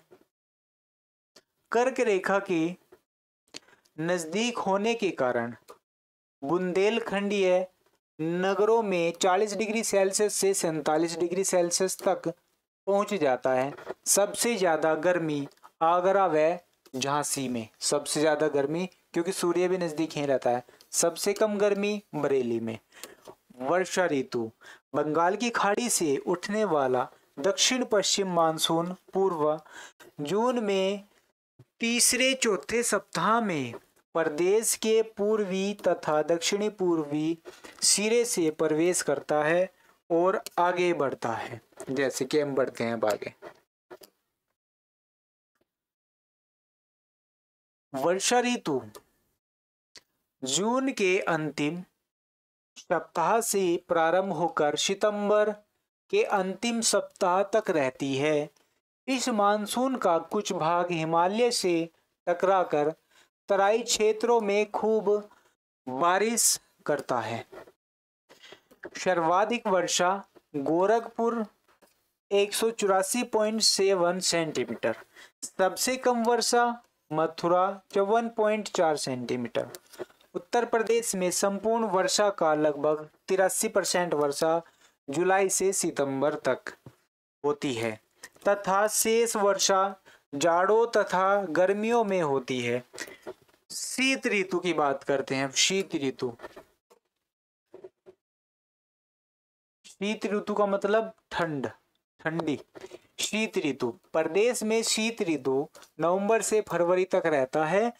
ठीक है। जनवरी प्रदेश का सर्वाधिक ठंडा महीना है। जनवरी में सबसे ज्यादा ठंड पड़ती है, जैसे कि अभी पड़ रही है ठंड। शीतकाल में भूमध्य सागरीय क्षेत्रों से उत्पन्न होने वाले चक्रवातों से पाकिस्तान के रास्ते भारत में प्रवेश करने से पश्चिमी उत्तर प्रदेश में 10 सेंटीमीटर तक वर्षा हो जाती है, जो कि रबी की फसल के लिए महत्वपूर्ण होती है। पश्चिमी विक्षोभ। अब इसके महत्वपूर्ण क्वेश्चन बनते हैं। ये क्वेश्चन मैं आपको बाद में प्रैक्टिस कराऊंगा, वरना भी आप आंसर बहुत स्पीड से दे देंगे। ठीक है। उत्तर प्रदेश का नहर तंत्र, यहाँ पर क्वेश्चन बनता है उत्तर प्रदेश का नहर तंत्र। उत्तर प्रदेश में सर्वाधिक सिंचाई जिसको बोलते हैं नलकूप। और भाई साहब ये यूपी पुलिस PCS 2006 में ये क्वेश्चन आया हुआ भी था। ठीक है, अगर आपने दिया होगा एग्जाम। उत्तर प्रदेश में सर्वप्रथम नलकूप का प्रयोग कहाँ पर किया गया था? मेरठ में। कब? 1930 में। सर्वप्रथम सिंचाई कार्यालय कहाँ पर? सहारनपुर। 1823 में खोला गया। उत्तर प्रदेश में सर्वाधिक नहरों का जाल रायबरेली जिला में है। सांख्यिकी पत्रिका 2020 के अनुसार उत्तर प्रदेश में कुल 75,379 किलोमीटर लंबी नहर तंत्र है। उत्तर प्रदेश कृषि निदेशालय के आंकड़ों के अनुसार वर्ष 2018-19 में उत्तर प्रदेश का 74.9% भूभाग नलकूपों द्वारा, 15.2% भूभाग नहरों द्वारा, 8.7% भूभाग कुओं द्वारा, 0.5% भूभाग तालाबों, पोखरों व झीलों द्वारा, 0.7% भूभाग अन्य स्रोतों द्वारा। अब बात करते हैं प्रमुख नहरों की। प्रमुख नहरें, यहाँ पर क्वेश्चन बनते हैं और एग्जाम में भी आए हुए क्वेश्चन है। इम्पोर्टेंट यहाँ पर टॉपिक आ चुका है। अब तक तो आप मजे मजे में ले रहे थे। अब आइए, पूर्वी यमुना नहर। यह सहारनपुर के फैजाबाद से यमुना नदी से निकाला गया। यह राज्य की सबसे पुरानी नहर है। कौन सी सबसे पुरानी नहर है? ठीक है, यमुना नहर। तो ध्यान रखना, ये मोस्ट इम्पोर्टेंट यहाँ पर क्वेश्चन बन जाता है। सबसे पुरानी नहर अगर आपसे पूछी जाए तो आप बहुत ही आराम से बता सकते हैं। ठीक है, यह शाहजहां द्वारा 1631 में खुदवाई, ठीक है, खुदवाई गई थी। कब? 1631 में। किसके द्वारा? शाहजहां के द्वारा। इसका पुनः निर्माण 1830 में हुआ था। ठीक है, इसका दोबारा से निर्माण किया गया था, वो 1830 में हुआ था। कुल लंबाई की बात करें तो 1440 किलोमीटर है। कुल लंबाई कितनी है? 1440 किलोमीटर है। अब बात कर लेते हैं आगे। लाभान्वित जिले। ठीक है, सहारनपुर, मुजफ्फरनगर, मेरठ, शामली, बागपत व गाजियाबाद। शारदा नहर की अगर बात कर लेते हैं, शारदा नहर यह उत्तर प्रदेश की सबसे बड़ी नहर, उत्तर प्रदेश की सबसे बड़ी नहर कौन सी? शारदा नहर, ठीक है, प्रणाली, ठीक है, 12,368, ठीक है, किलोमीटर है। और भाई साहब ये एग्जाम में पूछा गया था, UPPCS 2003, ठीक है। इसकी लंबाई की बात करते हैं तो कितनी है? 9961.3 किलोमीटर। प्रदेश में अधिकतम क्षेत्र फल की सिंचाई की जाती है, ठीक है, जिसका निर्माण 1920 से 1928 के बीच हुआ।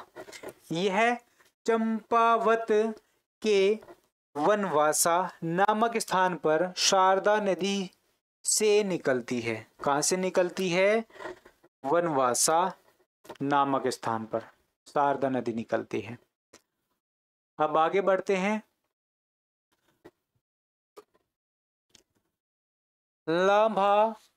लाभान्वित जिले: पीलीभीत, बरेली, शाहजहांपुर, खीरी, शाहजहांपुर और खीरी अलग है, हरदोई, सीतापुर, बाराबंकी, उन्नाव, लखनऊ, रायबरेली और सुल्तानपुर, प्रतापगढ़ और प्रयागराज।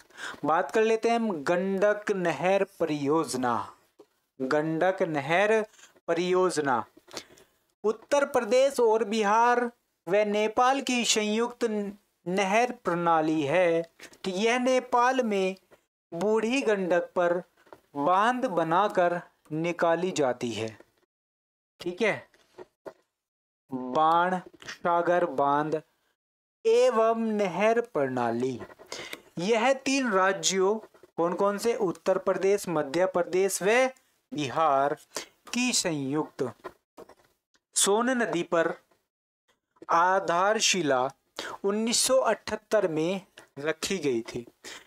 अब बात कर लेते हैं केन नहर। केन नहर परियोजना। केन नहर परियोजना इस तरह से आपको कोई नहीं पढ़ाएगा। केन नहर परियोजना यह उत्तर प्रदेश और मध्य प्रदेश की संयुक्त परियोजना है।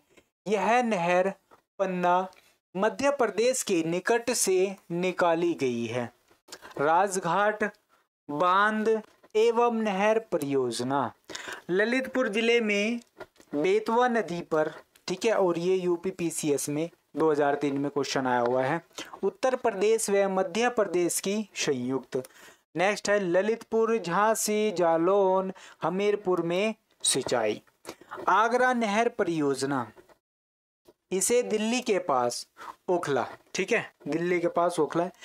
ये यमुना नदी के दाहिनी तरफ निकाला गया है। यह दिल्ली, उत्तर प्रदेश, हरियाणा, राजस्थान से गुजरती है। ध्यान रखना कहाँ कहाँ से गुजरती है। ऊपरी गंगा नहर की बात करते हैं। ऊपरी गंगा नहर हरिद्वार से गंगा नदी से निकाला गया है। ऊपरी गंगा नहर कहाँ से निकाला गया है? हरिद्वार से गंगा नदी से, ठीक है, गंगा नदी से ऊपरी गंगा नहर निकाली गई है। निर्माण कब हुआ था इसका? ऊपरी गंगा नहर का 1840 से 1854 के बीच हुआ। इससे आगरा नहर व निचली गंगा नहर को भी जल मिलता है। अब बात करते हैं लाभान्वित जिले। सहारनपुर, मेरठ, मुजफ्फरनगर, गाजियाबाद, बुलंदशहर, अलीगढ़, मथुरा, एटा, फिरोजाबाद और मैनपुरी, ठीक है। अब बात करते हैं मध्य गंगा नहर। मध्य गंगा नहर यह बिजनौर जनपद के समीप गंगा नदी पर बैराज का निर्माण कर 115.54 किलोमीटर लंबी निकलती है। निचली गंगा नहर की बात करते हैं। अब निचली गंगा नहर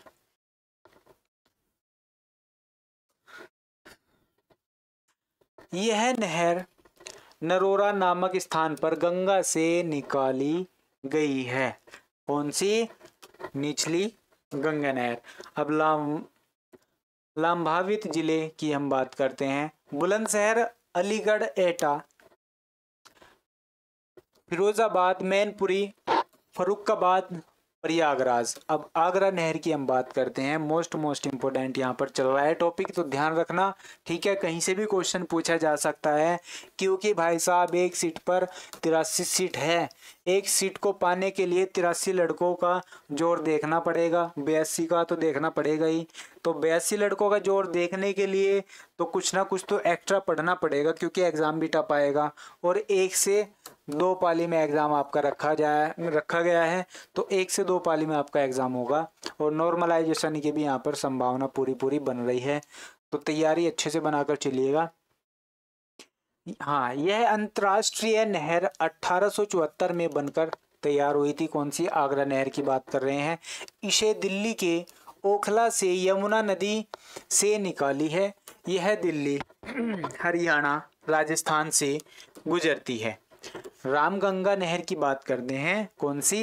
रामगंगा। उत्तराखंड के पौड़ी जिले से कालागढ़ नामक राजस्थान पर रामगंगा नदी पर 1975 में 128 मीटर ऊंचा बांध और नहरों का निर्माण किया गया। ठीक है, उत्तर प्रदेश का सबसे ऊंचा बांध है। उत्तर प्रदेश का सबसे ऊंचा बांध है कौन सा? जल्दी बताओ। रामगंगा। अब बात करते हैं, और ये एग्जाम में भी पूछा गया है भाई, यूपीपीसीएस 2007 में, ठीक है, ध्यान रखना। हाथीनी कुंड बैराज सहारनपुर के पास यमुना नदी पर, इसका निर्माण 1875 में हुआ। ठीक है, हथनी कुंड परियोजना यमुना नदी पर है, और ये यूपीपीसीएस 1995 में एग्जाम में आया था। इसे नया ताजे वाला बैराज भी कहा जाता है। ठीक है, हरियाणा, हिमाचल, उत्तर प्रदेश, दिल्ली, राजस्थान, कितने जिले हैं? 5 जिले। अब पेयजल परियोजना की बात करते हैं। पेयजल परियोजना, गंगा जल परियोजना, इसको पेयजल भी कहते हैं। निर्माण दिल्ली नोएडा बाईपास के समीप प्रताप विहार में किया गया। इसे नोएडा व गाजियाबाद को अतिरिक्त पेयजल मिलेगा। ठीक है, गोकुल बैराज पेयजल, गोकुल के समीप यमुना नदी पर बैराज बनाकर, ठीक है, आगरा व मथुरा के लिए पेयजल। और ये भाई साहब एग्जाम में पूछा गया था। लवकुश बैराज की बात कर लेते हैं, कानपुर के गंगा पर। ठीक है, कानपुर नगर को पेयजल प्रदान करने के लिए, ठीक है, आगरा बैराज की बात करते हैं। आगरा बैराज की बात करते हैं, तो आगरा में पेयजल उपलब्ध कराने के लिए यमुना नदी पर है। कहाँ पर है? यमुना नदी पर। नोट कर लेना। अब नोट करने की बात आ गई तो आपको नोट कर लेना ही चाहिए। रिहंद बांध पर उत्तर प्रदेश का प्रथम तैरता हुआ सौर ऊर्जा संयंत्र लगाया गया है, और यूपीपीसीएस बीईओ 2019 में यह पूछा गया था। ठीक है, रामपुरा गांव भारत में प्रथम गांव अपना सौर ऊर्जा प्लांट लगाने वाला बना है, जो बुंदेलखंड क्षेत्र में स्थित है। अब उत्तर प्रदेश की प्रमुख नहरें व बांध, यहाँ पर क्वेश्चन आपको 100% मिलेगा एग्जाम में। ठीक है, तो इस चीज़ को नोट आप करते रहना, ये बहुत ही इम्पोर्टेंट है। उत्तर प्रदेश की प्रमुख क्या है? नहरें व बांध। तो भाई इसको नोट कर लेना आप सभी, ध्यान रखना। चलिए,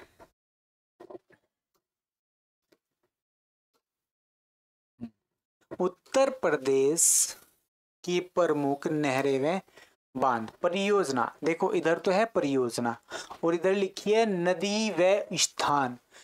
ठीक है, कौन सी नदी है और कौन से स्थान पर है, वो चीज है। ठीक है, ऊपरी गंगा नहर, ठीक है, हरिद्वार में। और नदी कौन सी है? गंगा नदी। स्थान कौन सा है? हरिद्वार। मध्य गंगा नहर, ठीक है, नदी कौन सी है? गंगा नदी। और स्थान कौन सा है? बिजनौर। निचली गंगा नहर, नदी कौन सी है? गंगा। ठीक है, और स्थान कौन सा है? नरोरा, ये बुलंदशहर में पड़ता है।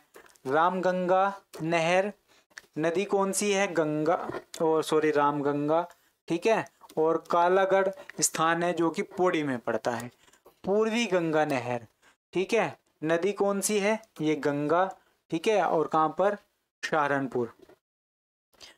आगरा नहर, ठीक है, यहाँ पर यमुना और ओखला, जानते ही हैं आप।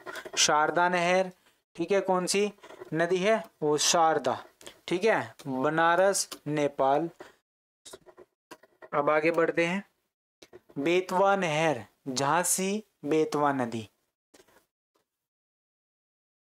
रानी लक्ष्मीबाई बांध, माता टीला ललितपुर में, ठीक है, कौन सी? बेतवा। राजघाट नहर ललितपुर बेतवा। रिहंद घाटी योजना नहर पिपरी सोनभद्र में पड़ता है, रिहंद, ठीक है। बाण सागर मध्य प्रदेश, कहाँ? सोन। उसके बाद रोगढ़ बांध नहर गाजीपुर कर्मनासा, ठीक है। माता टीला बांध ललितपुर, कौन सी नदी? बेतवा नदी, ठीक है। हथनी कुंड परियोजना कहाँ? यमुना पर, ठीक है। परीक्षा बांध, ये यूपीपीसीएस में पूछा गया था, बेतवा नदी पर, ठीक है। कन्हार। अब बात करते हैं जिरगो बांध, जिरगो बांध, जिरगो नदी, ठीक है, ये देखो मिर्जापुर। अरोरा बांध गहराई नदी मिर्जापुर। मेजा बांध बेलन नदी, ठीक है, मिर्जापुर। अधवा बांध अधवा नदी मिर्जापुर। सिरसरी बांध बखेर नदी मिर्जापुर। आगे बढ़ते हैं, सेशन को लाइक जरूर कर दीजिएगा। अर्जुन बांध, अर्जुन बांध अर्जुन नदी, कहाँ पर? हमीरपुर।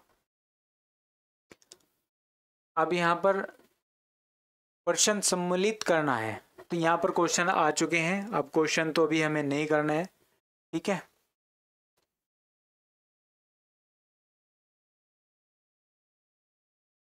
चलिए अब आ जाते हैं उत्तर प्रदेश की प्रमुख झीलें। उत्तर प्रदेश की प्रमुख झीलें, इधर तो है क्रम संख्या, इसकी तो कोई जरूरत नहीं है। इधर हमने लिखी है झील और इधर लिखा है स्थान कहाँ पर है। तो झील और स्थान मोस्ट इम्पोर्टेंट यहाँ पर बनता है, ठीक है। तो झील की हम बात करते हैं, सुरहा ताल, ये कहाँ पर है? बलिया में। शेखा झील कहाँ पर है? अलीगढ़। और शमसपुर झील कहाँ पर है? रायबरेली। कीथम, ये सूरज सरोवर, ठीक है, आगरा में। कुल्हर झील गोमत ताल भी कहते हैं, पीलीभीत। और मिजवान झील कहाँ पर है? हरदोई। मोती झील कहाँ पर है? कानपुर शहर। और करेला झील कहाँ पर है? लखनऊ। ध्यान रखना, ठीक है। स्क्रीनशॉट लेना चाह रहे हैं तो आप स्क्रीनशॉट भी ले सकते हैं। बैठना क्या?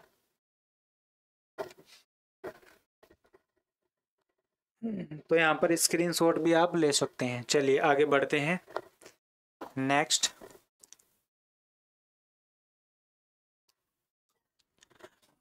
है आपका राधा कृष्ण कुंड झील कहाँ पर है? मथुरा। औंधी ताल वाराणसी। राजा का बांध झील कहाँ पर है? सुल्तानपुर। और रामगढ़ ताल झील कहाँ पर? गोरखपुर। दरवन झील अयोध्या। अरुआ झील झांसी। तिरोरा झील कहाँ पर है? बहराइच।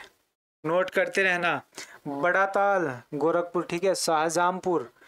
गोर झील रामपुर। और बदन सागर झील कहाँ पर? जी उसको बेला सागर भी कहा जाता है, महोबा, ठीक है। लीलालोर झील बरेली। देवरिया लाख बेहोसी कहाँ पर? कन्नौज। और बखीरा झील कहाँ पर है? संत कबीर नगर। कहाँ पर है? संत कबीर नगर। ऐसे ही और भी हैं। बेंती झील नैया भी कहते हैं, कहाँ पर है? प्रतापगढ़। सुकरताल झील कहाँ पर? मुजफ्फरनगर। और पर्वती अर्गा झील कहाँ पर, गोंडा। गोविंद बल्लभ पंत सागर सोहनभद्र। और डांडादरी दरारगर्द झील कहाँ पर है, मिर्जापुर। और नवाबगंज कुंद्रा समुद्र झील कहाँ पर, उन्नाव। तो नोट करते रहना। अब आगे बढ़ते हैं। उत्तर प्रदेश के प्रमुख जलप्रपात एवं झरने, यहाँ पर क्वेश्चन बन जाता है बहुत ही इंपॉर्टेंट सा। सोहनभद्र मुक्का झरना, सोहनभद्र में क्या है, मुक्का झरना। मिर्जापुर में लखनिया दर्रा और लखनिया दर्री और सिंध धनात दरी, ठीक है, चूना दरी, विधाम। चंदौली की बात करते हैं तो राजदरी और देवरिया झरना।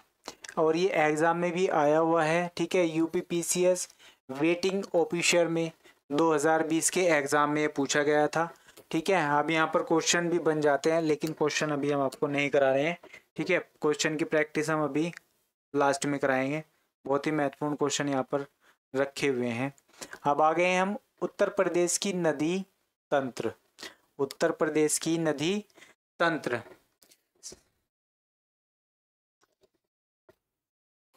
उत्तर प्रदेश की अधिकांश नदी का प्रवाह उत्तर पश्चिम से दक्षिण पूर्व की ओर है। उत्तर प्रदेश के मैदानी भाग में समांतर अपवाह तंत्र पाया जाता है। उत्तर प्रदेश की नदियों को 3 प्रकार से विभाजित किया जा सकता है। कौन कौन से, ठीक है, हिमालय नदियाँ, मैदानी नदियाँ, ठीक है, पठारी नदियाँ। अब हिमालय नदियों की बात करते हैं तो गंगा, यमुना, रामगंगा, गंडक, सरयू और रोहिणी और राप्ती आदि। अब मैदानी नदियों की बात करते हैं तो गोमती, वरुणा, शई, पांडो, ईशन आदि।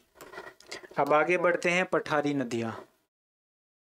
पठारी नदियाँ सोहन, रिहंद, टोंस, कैन, चंबल, बेतवा, कन्हार आदि। अब बात करते हैं प्रमुख नदियों की।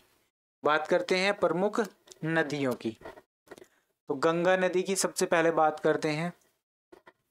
गंगा नदी, गंगा नदी उत्तर प्रदेश की सबसे बड़ी नदी है। कौन सी, कौन सी है, गंगा नदी। तो उत्तर प्रदेश की सबसे बड़ी नदी है, कौन सी है, गंगा नदी। ध्यान रखना, उत्तर प्रदेश में लंबाई 1450 किलोमीटर है, कुल 2525 किलोमीटर है।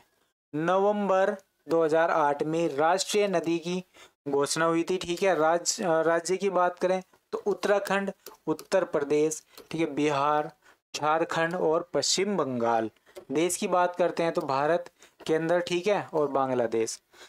उद्गम कहाँ पर है, ठीक है, उद्गम की बात करते हैं तो उत्तराखंड के उत्तरकाशी जिले में गंगोत्री ग्लेशियर के गोमुख से भागीरथी नामक से निकलती है। हरिद्वार से मैदानी भाग में प्रवेश करती है। तो ध्यान रखना, नोट करते रहना। अब आगे बढ़ते हैं। यह बिजनौर जिले से उत्तर प्रदेश में प्रवेश करती है। यह बिजनौर जिले से उत्तर प्रदेश में प्रवेश करती है। उत्तर प्रदेश के 28 जिलों से होकर प्रवाहित होती है। राष्ट्रीय जलमार्ग, ठीक है, 101 है, ठीक है, नंबर 1 पे इसी नदी पर है, प्रयागराज से हल्दिया तक। और ये पीसीएस में एग्जाम में पूछा गया था, ठीक है। पंच प्रयाग उत्तराखंड में, ठीक है। बात करते हैं विष्णु प्रयाग, अलकनंदा प्लस धौली गंगा, नंद प्रयाग, अलकनंदा प्लस नंदाग्नि, कर्ण प्रयाग, अलकनंदा प्लस पिंडार नदी, रुद्र प्रयाग, अलकनंदा प्लस मंदाकिनी, देव प्रयाग, अलकनंदा प्लस भागीरथी। यहाँ से गंगा नाम, भागीरथी प्लस भीलागन्ना, गणेश प्रयाग पर टिहरी परियोजन है। सहायक नदियों की बात करते हैं हम। सहायक नदियां दाईं ओर से दाईं ओर से यमुना, टोंस, सोन आदि। बाईं ओर से रामगंगा, गोमती, घाघरा, गंडक, कोसी, महानंदा। प्रमुख शहर की बात करते हैं तो कन्नौज, कानपुर, प्रयागराज, मिर्जापुर, वाराणसी, गाजीपुर, बलिया आदि। यमुना नदी की बात करते हैं तो उद्गम की बात कर लेते हैं। उत्तराखंड के उत्तरकाशी जिले में यमुनोत्री हेमनद से, ठीक है। गंगा की सबसे बड़ी सहायक नदी है। गंगा की सबसे बड़ी सहायक नदी कौन सी है? यमुना नदी। उत्तर प्रदेश में फैजाबाद सहारनपुर से प्रवेश करती है। यूपी टेट में ये क्वेश्चन पूछा गया है 2022 में। उत्तर प्रदेश के 19 जिलों से प्रवाहित होती है। प्रमुख शहर मथुरा, वृंदावन, आगरा, इटावा, कालपी और कौशाम्बी और बंटेश्वर, प्रयागराज आदि। सहायक नदी की अब बात करते हैं। सहायक नदी नोट करते रहना। बाएं ओर से हिंडन, अरुणा नदी और दाईं ओर से चंबल, सिंध, बेतवा, केन नदी। रामगंगा की बात करते हैं तो उद्गम की बात कर लेते हैं। सबसे पहले उत्तराखंड के दूधातोली पर्वत से, ठीक है। उत्तर प्रदेश में प्रवेश बिजनौर जिले से। गंगा की पहली सहायक नदी है कौन सी? रामगंगा। कन्नौज के निकट गंगा नदी में मिल जाती है। जिले की बात करते हैं तो बिजनौर, मुरादाबाद, बरेली, बदायूं, शाहजहांपुर और फर्रुखाबाद, हरदोई और कन्नौज। शारदा नदी की बात करते हैं। शारदा नदी को काली नदी भी कहा जाता है। शारदा नदी को काली नदी भी कहा जाता है। उद्गम की बात करते हैं तो उत्तराखंड के पिथौरागढ़ स्थित काला पानी नामक स्थान उत्तर प्रदेश में पीलीभीत जिले से प्रवेश करती है। कहाँ से? पीलीभीत से, ठीक है। क्या करती है? प्रवेश करती है। सीतापुर में यह घाघरा नदी में मिल जाती है। शारदा नदी ब्रह्मघाट नामक स्थान पर करनाली नदी से मिलकर घाघरा नदी बन जाती है, ठीक है। जिले की बात करते हैं पीलीभीत, लखीमपुर, सीतापुर। गोमती नदी की बात करते हैं। उद्गम की बात कर लेते हैं। गोमती नदी की उद्गम पीलीभीत के फुलर झील या गोमत ताल से। और ये 2009 में यूपीपीसीएस के एग्जाम में पूछा गया था गोमती नदी के बारे में। गंगा नदी की एकमात्र सहायक नदी जिसका उद्गम मैदानी भाग से है। गाजीपुर की बात करते हैं। गाजीपुर के केथी नामक स्थान पर गंगा नदी में मिल जाती है, जहां प्रसिद्ध मार्केंडीय महादेव मंदिर स्थित है। सहायक नदी इसकी कौन कौन सी है? बात करते हैं। सही, ठीक है। भिजवान झील हरदोई से निकलती और कौन सी है? कुकरेल। शहर की बात करते हैं। लखनऊ, जौनपुर और सुल्तानपुर। यूपीएसआई 2021 में ये पूछा गया था एग्जाम में, जो अभी एग्जाम हुआ था 2021 में। अब बात करते हैं घाघरा, सरयू नदी, करनाली। थोड़ा सा और ऊपर कर लेते हैं। उद्गम किसकी बात कर रहे थे हम? घाघरा नदी का उद्गम। तिब्बत के पठार पर स्थित मापचापचुंगो हिम नद से पर्वतीय प्रदेश में करनाली तथा मैदानी प्रदेश में घाघरा कहलाती है। अयोध्या में सरयू कहलाती है। यह नदी 3 देश कौन कौन से? चीन, नेपाल, भारत में बहती है। 3 देश में बहती है, ठीक है। गंगा की दूसरी बड़ी सहायक नदी कौन सी है? जो अभी मैंने आपको बताई है। यह लखीमपुर व बहराइच की सीमा बनाते हुए उत्तर प्रदेश में प्रवेश करती है। राप्ती नदी की बात करते हैं अब। राप्ती नदी उद्गम की बात करते हैं राप्ती नदी की। नेपाल के रुकमकोट, ठीक है, धौलागिरी के समीप से देवरिया एवं गोरखपुर की सीमा निर्धारित करते हुए देवरिया के बहराहज नामक स्थान पर घाघरा नदी में मिलती है। गोरखपुर राप्ती नदी के तट पर शमी अधितेरा, ठीक है, सहायक नदी रोहिणी, गंडक, शाली ग्रामी नारायणी। नंबर 8 आ गया है। नेपाल में इसे शालिग्रामी तथा तराई मैदान में नारायणी नाम से जाना जाता है। नेपाल में काली गंडक व त्रिशूल गंगा की संयुक्त धारा को गंडक कहते हैं। यह महराजगंज व कुशीनगर जिले की सीमा पर बहते हुए पटना के निकट गंगा में मिल जाती है। कहाँ पर? गंगा में। चंबल नदी की बात करते हैं। चंबल नदी मध्य प्रदेश के उद्गम की बात करते हैं। मध्य प्रदेश के बहू के निकटतम जनापाव पहाड़ी से इटावा के पंचनंदा स्थान पर यमुना में स्थित है। इसी नदी में सर्वाधिक अवनलिका अपर्दन होता है। विस्तार की बात करते हैं तो मध्य प्रदेश, राजस्थान और उत्तर प्रदेश। सहायक नदियों की बात कर लेते हैं। सहायक नदी है काली सिंह, श्रीपा, परवर्ती, ठीक है, बनास आदि। आगे बढ़ते हैं। बेतवा नदी, वेत्रवती भी कहते हैं। उद्गम की बात करते हैं तो मध्य प्रदेश विंध्य पर्वत श्रेणी से।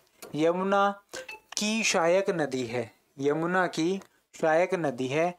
झांसी, औरैया, जालौन, हमीरपुर में बहती है।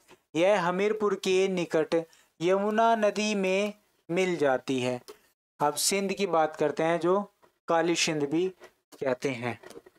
उद्गम की बात करते हैं राजस्थान के टोंक जिले से, ठीक है, जालौन में यमुना नदी में मिल जाती है।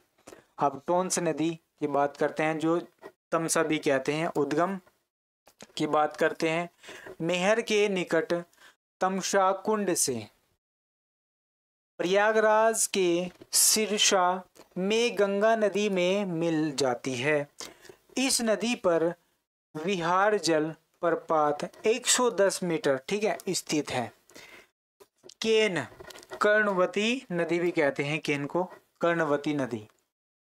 उद्गम की बात करते हैं तो कैमूर पहाड़ी से, कैमूर पहाड़ियों से उत्तर प्रदेश में बांदा जिले से प्रवेश करती है। बांदा में ही भोजहा के निकट यमुना नदी में मिल जाती है। अब सोन की बात करते हैं। इसको स्वर्ण भी कहा जाता है, सोन को, यानी कि सोन नदी या स्वर्ण नदी। उद्गम की बात करते हैं अमरकंटक की पहाड़ी के शोषाकुंड से ये निकलती है, ठीक है। उत्तर प्रदेश में सोनभद्र जिले से प्रवेश करती है तथा पटना के निकट गंगा नदी में मिल जाती है। सहायक नदी की बात करते हैं तो बनारस, गोपंद और रिहंद, कन्हर आदि।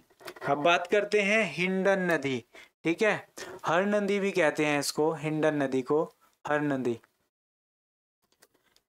उद्गम की बात करते हैं तो शिवालिक से गौतम बुद्ध नगर के पास यमुना में मिल जाती है। जिले की बात करते हैं तो सहारनपुर, शामली, मुजफ्फरनगर, मेरठ, बागपत, गाजियाबाद से निकल रही है, ठीक है। अब बात करते हैं नदियों के किनारे स्थित शहर। नदियों के किनारे स्थित शहर। नंबर 1 की बात करते हैं गंगा। नदियों के किनारे स्थित शहर, तो गंगा जो नदी है इसके किनारे कौन कौन से शहर बसे हुए हैं? कौन कौन से? गढ़मुक्तेश्वर कहाँ पर है ये? हापुड़ में। अनूप शहर कहाँ पर है ये? बुलंदशहर। फतेहगढ़ व काम्पिल्य फर्रुखाबाद में पड़ता है, ठीक है। बक्सर उन्नाव में पड़ता है और श्रृंगबेरपुर कहाँ पर है? प्रयागराज। गाजीपुर, वाराणसी, मिर्जापुर, डलमऊ रायबरेली में पड़ता है, ठीक है। बदायूं कन्नौज। यमुना की बात करते हैं, यमुना के किनारे स्थित शहर तो प्रयागराज, कौशाम्बी, हमीरपुर, इटावा, कालपी और बंटेश्वर, आगरा, मथुरा, वृंदावन और बागपत। अब रामगंगा की बात करते हैं। रामगंगा मुरादाबाद, बदायूं, बिजनौर और बरेली। गोमती नदी के किनारे स्थित शहर कौन कौन से हैं? जौनपुर और सुल्तानपुर, लखनऊ, पीलीभीत, शाहजहांपुर, सीतापुर, लखीमपुर खीरी। सरयू नदी के किनारे स्थित शहरों की बात करते हैं तो अयोध्या और बहराइच। राप्ती के किनारे बसे हुए शहर की बात करते हैं तो गोरखपुर, बहराइच, बस्ती और गोंडा। केन नदी के किनारे बसे हुए शहर की बात करते हैं तो सिर्फ एक ही है, कौन है? बांदा। कौन है? बांदा। शई की बात करते हैं तो प्रतापगढ़। सोन नदी के किनारे बसे शहर कौन सा है? सोनभद्र। हिंडन नदी के किनारे बसे हुए शहर सिर्फ दो ही हैं, गाजियाबाद और नोएडा। उत्तर प्रदेश में नदियों का प्रवेश। उत्तर प्रदेश में नदियों का प्रवेश सबसे पहले गंगा, ये बिजनौर कितने जिलों के साथ? 28 जिलों के साथ, ठीक है। यमुना की बात करते हैं तो सहारनपुर से कितने जिलों के साथ? 19 जिलों के साथ। रामगंगा बिजनौर, गंडक महाराजगंज, शारदा नदी पीलीभीत, चंबल नदी आगरा, सोहन नदी सोनभद्र, ठीक है। चलिए आगे बढ़ते हैं। यहाँ पर अब क्वेश्चन आ गए हैं, क्वेश्चन अभी नहीं कर रहे हैं, क्वेश्चन लास्ट में करेंगे। सारे क्वेश्चन वैसे लगा दोगे तुम। उत्तर प्रदेश की मृदा। मृदा शब्द की उत्पत्ति लैटिन भाषा के सोलम शब्द से हुई है जिसका अर्थ है फर्श। क्या है? फर्श। मृदा का अध्ययन मृदा विज्ञान यानी कि पेडोलॉजी से हुआ है, ठीक है। संयुक्त राष्ट्र संघ ने वर्ष 2015 को अंतर्राष्ट्रीय मृदा वर्ष घोषित किया था। विश्व मृदा दिवस कब मनाया जाता है? 5 सितंबर को मनाया जाता है। भारत की मृदा में नाइट्रोजन, फास्फोरस व ह्यूमस की कमी पाई जाती है, ठीक है। अब आगे बढ़ते हैं। भूमभर एवं तराई क्षेत्र। भूमभर क्षेत्र की बात करते हैं। इस क्षेत्र में बड़े बड़े कंकड़ पत्थर पाए जाते हैं। उत्तर प्रदेश के भूमभर क्षेत्र की मृदा कंकरीली पथरीली, और ये एग्जाम में पूछा गया है यूपीपीसीएस में। तराई क्षेत्र की बात करते हैं। इस क्षेत्र की मिट्टी नम, दलदली व बलुई होती है, इसलिए इस क्षेत्र में गन्ना व धान की खेती की जाती है। अब बात करते हैं गंगा यमुना का मैदानी भाग। गंगा यमुना का मैदानी का भाग। गंगा यमुना का मैदानी भाग। इस मैदान में पाई जाने वाली मृदा को जलोढ़ या कद्दारी या भात मृदा कहा जाता है, जो कि कोप मिट्टी, कीचड़ व बालू से निर्मित है। इसमें पोटास एवं चूना प्रचुर मात्रा में मिलता है, जबकि फास्फोरस, नाइट्रोजन और जीवांश का अभाव होता है। इस मैदान के लगभग संपूर्ण मृदा को 2 वर्गों में विभाजित किया गया है। कौन कौन सा है? खद्दर या नवीन जालोढ़ मृदा दूसरा है बांगर या पुरानी जालोड़ मृदा। आगे बढ़ते हैं। इसके अलावा इस क्षेत्र में कुछ मात्रा में लवणीय, क्षारीय और मरुस्थलीय भूंड तथा काली मृदाएं भी पाई जाती हैं। अब बात करते हैं खद्दर मृदाएं।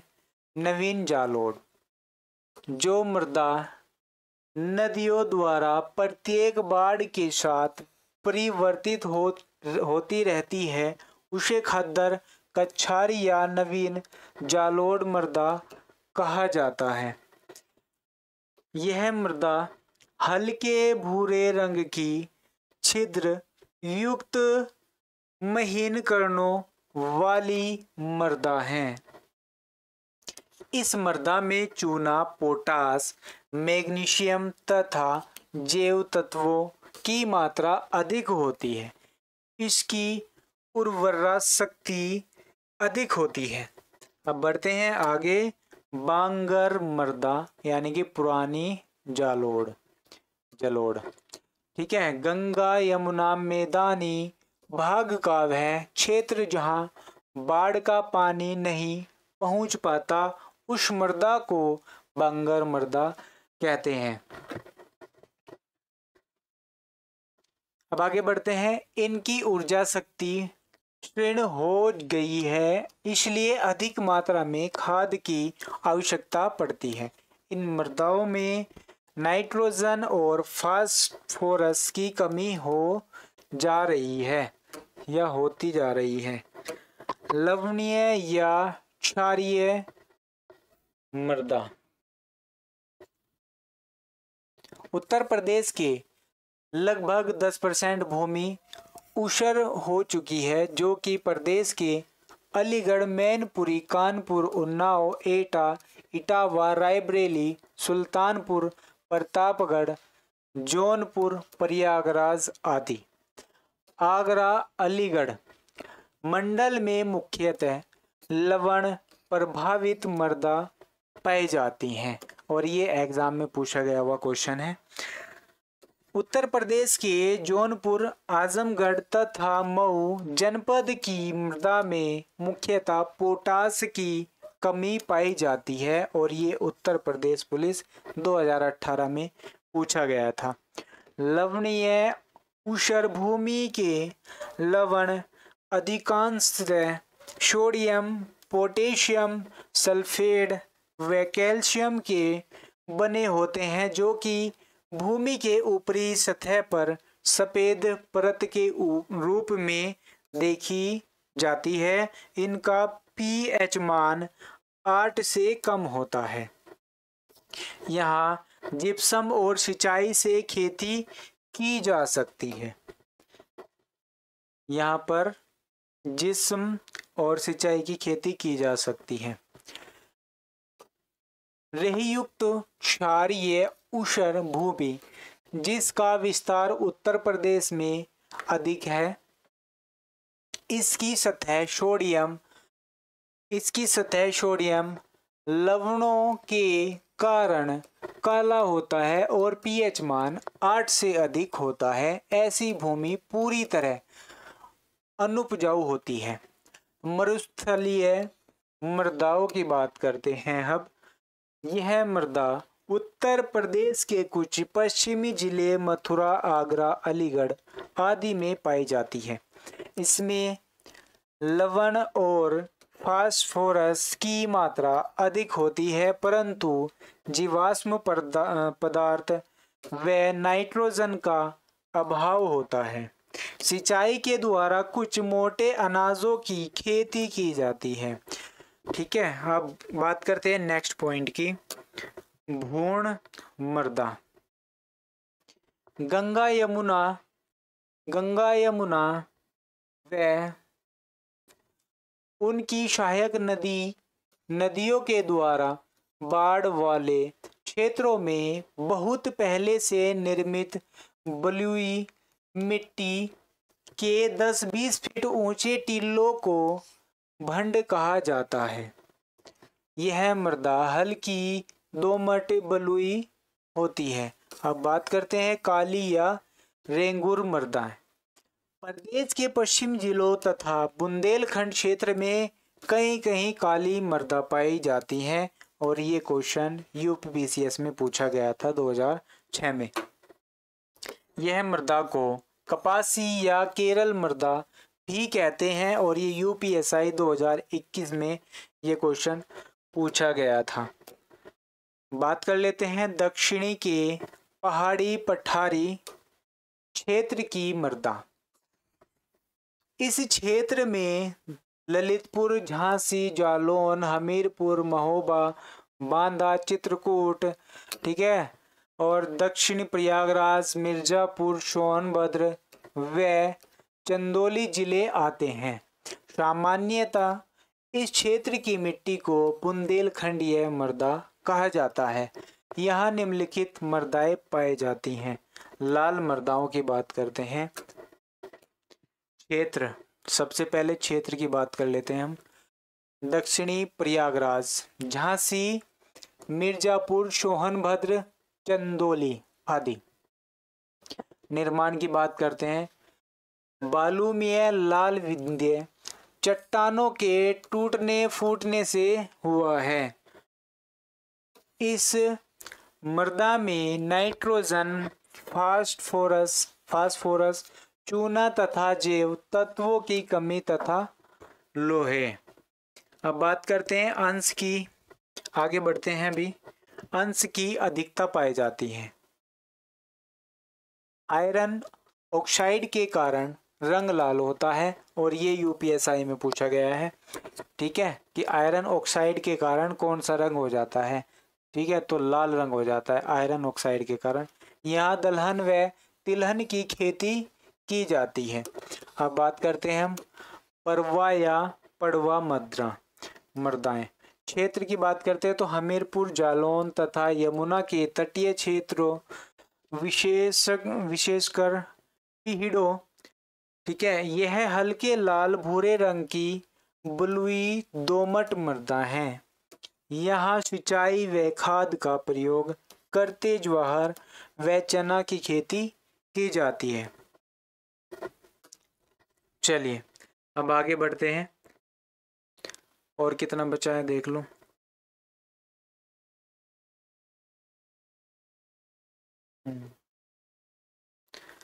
थोड़ा सा और है।